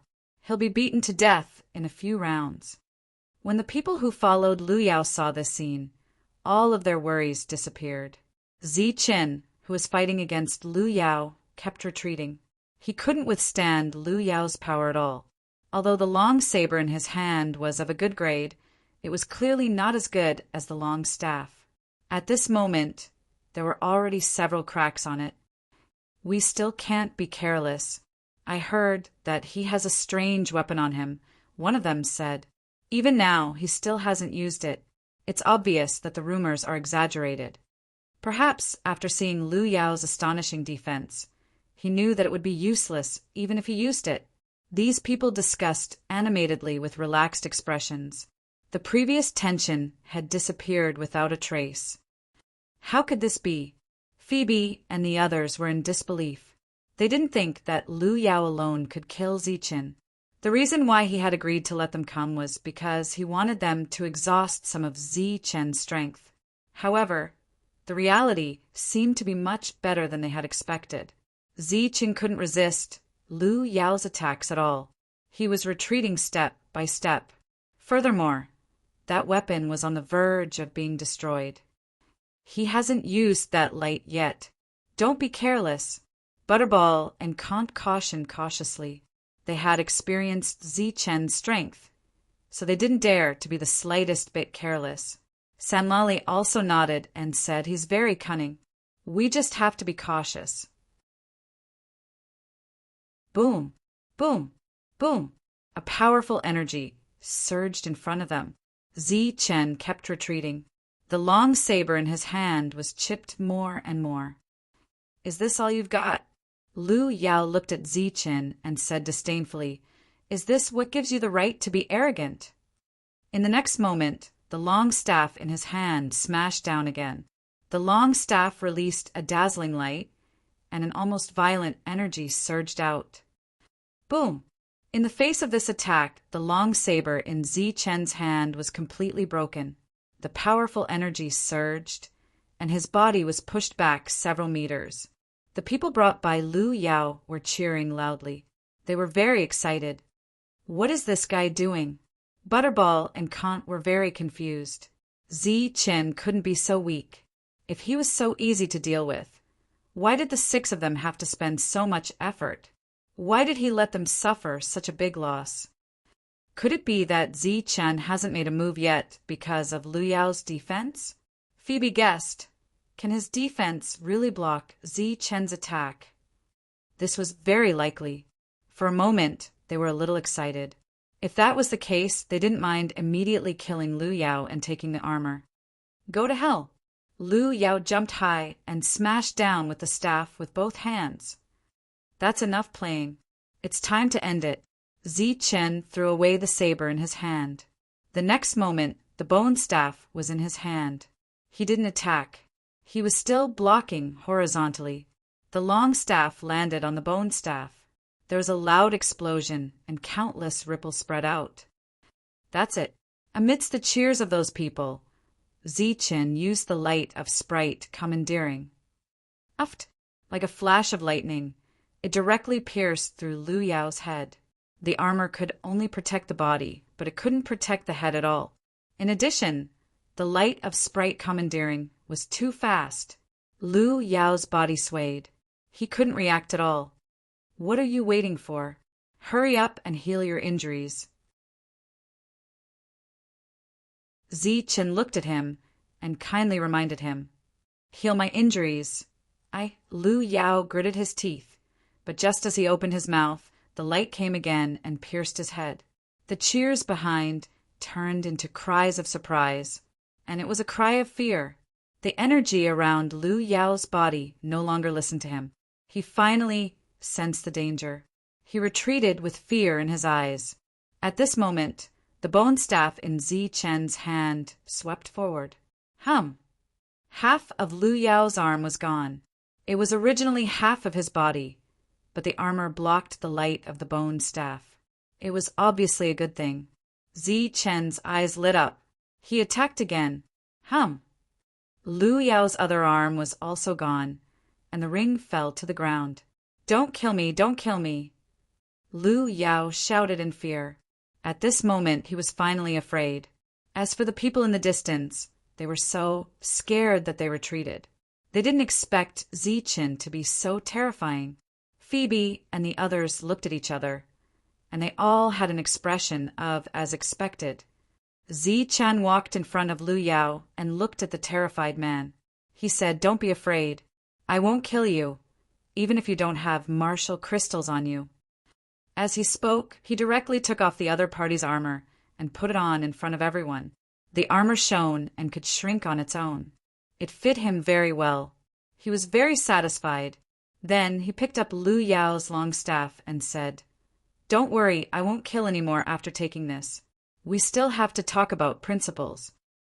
Then, under the stunned gazes of the crowd, Zichen walked towards the few lawbreakers who were also stunned. "The few of you, are you going to hand over your martial crystals in exchange for your lives? Or do I have to beat you up until you hand over your lives?" Zichen held the long staff in his hand and put on the armor. "You're courting death." The 6 of them were furious.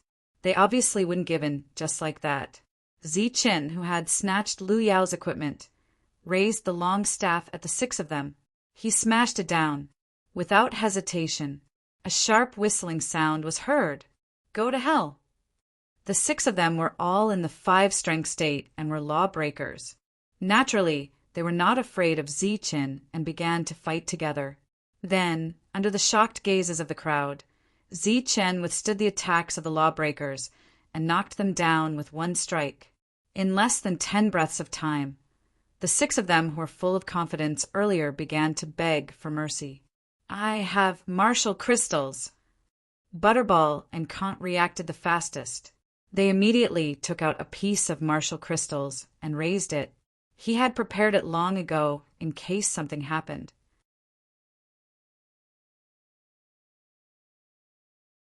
Chapter 5072. Butterball and Kant fell to the ground and quickly got up, taking out a piece of martial crystal. "I have a martial crystal. I have it." His reaction was the fastest. Obviously, he was already prepared. Zichen held a long rod in his hand and wore the armor he had snatched. He was happy. "Here, exchange your life." Kant raised the martial crystal, somewhat frightened. The people who followed Lu Yao in the distance were dumbfounded when they saw the scene. In their eyes, spellbreakers were all arrogant existences. In front of spellbreakers, they would always be superior. But today it had changed. They were afraid of a spellbreaker. Zichen's gaze moved and looked at the others. "It seems that you guys are not prepared. Then don't blame me for being impolite." Killing intent flashed in his eyes. Zichen waved the long rod in his hand, and a sharp whistle sounded. "Wait, I have one too." Sang Lari screamed and also took out a piece of martial crystal. At this time, it seemed that there was nothing to be ashamed of. Surviving was the most important thing. Then Phoebe and the others each took out a piece of martial crystal. They were all prepared. Seeing this in the distance, the corner of Lu Yao's mouth twitched. Obviously, he had been fooled. These fellows had long anticipated this step. He was the only one who foolishly thought that he could really kill Zichin. He did not expect that his equipment would be stolen. 6 people, 6 pieces of martial crystal, 1 for each person. Zichin held the long rod and took away the few pieces of martial crystal. Then he carried the long rod on his shoulder. Thank you for this time. But if there's a next time, each of you will get 2 pieces of martial crystal. Why? Khan asked. Because your realm is high. If I ask you for another piece, wouldn't it be a slap to your face? In any case, you are all spell breakers of the 5 forces realm. Naturally, I have to think highly of you. Zichin glanced at them and said, and this time, you guys are not as good as Lu Yao. Look at them. What did they bring out? Look at you guys, isn't it a little shabby? The word shabby is used rather brilliantly.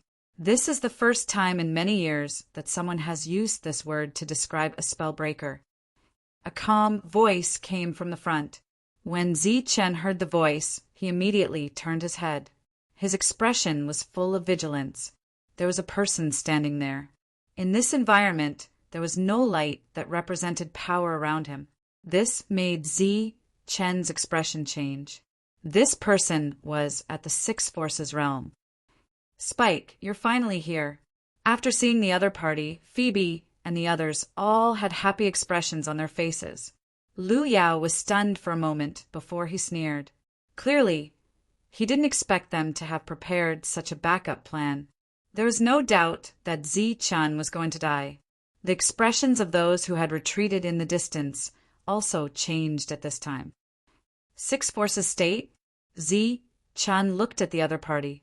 Marcus had told him before that those at the 6 forces realm would not care about such matters. Under normal circumstances, he could only get rid of those 6 spellbreakers. That would be equivalent to resolving the crisis. You've got guts. How dare you steal from the spellbreakers? Spike walked forward. In your eyes, do you have any respect for the rules? You said steal. That's not right. Zichin corrected him. When they were in danger, I righteously saved their lives. Therefore, each of them gave me a piece of martial crystal as thanks. Is that wrong? Zichin waved the long rod in his hand. Compared to Lu Yao, their thanks were much more shabby. They even gave me their equipment.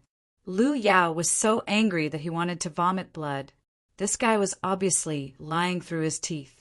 Spicer shook his head. No. Actually, the truth is that you came here and suddenly became greedy, snatching everyone's resources. I, Spike, happened to pass by and helped you. I accidentally killed you. It turned out that this was the other party's plan. That's right. We can all prove it. Phoebe sneered. Those people in the distance also shouted. 6 strength state. Zichin had fought before. However, he had never fought with a 6 strength state spellbreaker. He wondered if his soul power could block it. Wang. Without saying much, Spike charged towards Zichin with his soul power vibrating. Zichin held the long rod in his hand. Wearing his armor, he charged towards the other party. However, Spike only took a few steps forward and stopped. His expression was relaxed. With a flick of his finger, a ray of light flew out. The long rod smashed down and landed on it. It was not an attack of the same level. That ray of light quickly followed the long rod and entered Zichin's mind. Zichin suddenly felt a sharp pain in his head, and his speed slowed down. Compared to a 6 strength state spellcaster, this move of a spellbreaker was much more terrifying. That's it. Looking at Zichin, who suddenly stopped, Spike smiled in disdain. The light in his hand flashed again. His soul power was like a real ray of light that flew toward Zichin. Zichin stood there and wanted to avoid it. However, he did not succeed. The ray of light landed on his body and entered his mind. Its attack power was stronger than before. Zichin let out a scream, and the long rod in his hand fell to the ground. Wang. A second ray of light appeared in Spike's hand. Zichin directly fell to the ground. The intense pain made him roll on the ground. As expected, no matter how powerful you are, you can't fight someone of a higher level. Seeing this, Phoebe sneered. The difference between 6 strength state and 5 strength state is like heaven and earth. Zi-Chen could block their attacks. However, he could not block the attacks of a 6 strength state spellbreaker. When Lu Yao saw this, he was extremely happy. This was the foundation of a spellbreaker strength. This was also the real reason why spellcasters were inferior. Here, lawbreakers were able to develop mysterious soul power. Spike walked in front of Zi-Chen. He held a soul light sword in his hand and pointed the tip of the sword at Zi-Chen. He looked at the few of them and asked, "Kill or not kill?" "Kill." The few of them did not hesitate. They came here to kill Zi-Chen. 1. At this moment, the light of spirit commandeering moved. Like a bolt of lightning, it charged toward Spike. Spike sneered and said, "Is it useful?" A real light appeared. It carried the power of rule force and blocked the light of spirit commandeering. At the same time, the soul light sword in his hand landed on Zi-Chen's body. Swish! The soul light sword directly entered the sea of consciousness. With the will to destroy everything, it charged towards Zi-Chen's soul. Zi-Chen felt that his soul was about to be torn apart. He let out a scream and almost fainted. His body was still rolling, still struggling. He's not dead yet. Interesting. In his hand, soul power formed a long blade, and the blade light slashed downwards. Wow! The blade light entered the sea of consciousness again and slashed towards the depths of Zi-Chen's soul. Zi-Chen's body was trembling. He was in incomparable pain as he rolled on the ground. Let's see how long you can last. Spike sneered again and again. The attacks in his hand continued to fall. Each attack was very terrifying. Phoebe and the others stood at the side and began to laugh at him. At this moment, they were completely relieved. Since it was like this, Zi-Chen would definitely not make a comeback. Lu Yao's injuries had recovered quite a bit. He also stood up. Looking at Zi-Chen, who was rolling on the ground, he only felt carefree. His mood was extremely carefree.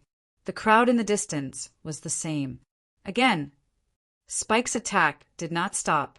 After more than a dozen attacks failed to kill Zi-Chen, Spike finally lost his patience. "All right, let's end this." In his hand, soul power turned into a spear. On the spear, there seemed to be blood dripping. A powerful aura was released. In the next moment, he held the spear in his hand and pierced towards Zi-Chen's head. Wang! The light of the spear entered the sea of consciousness. With a murderous aura of destruction, it fell into the depths of Zi-Chen's mind. There was a black stone floating quietly here. This was the core of Zi-Chen's soul.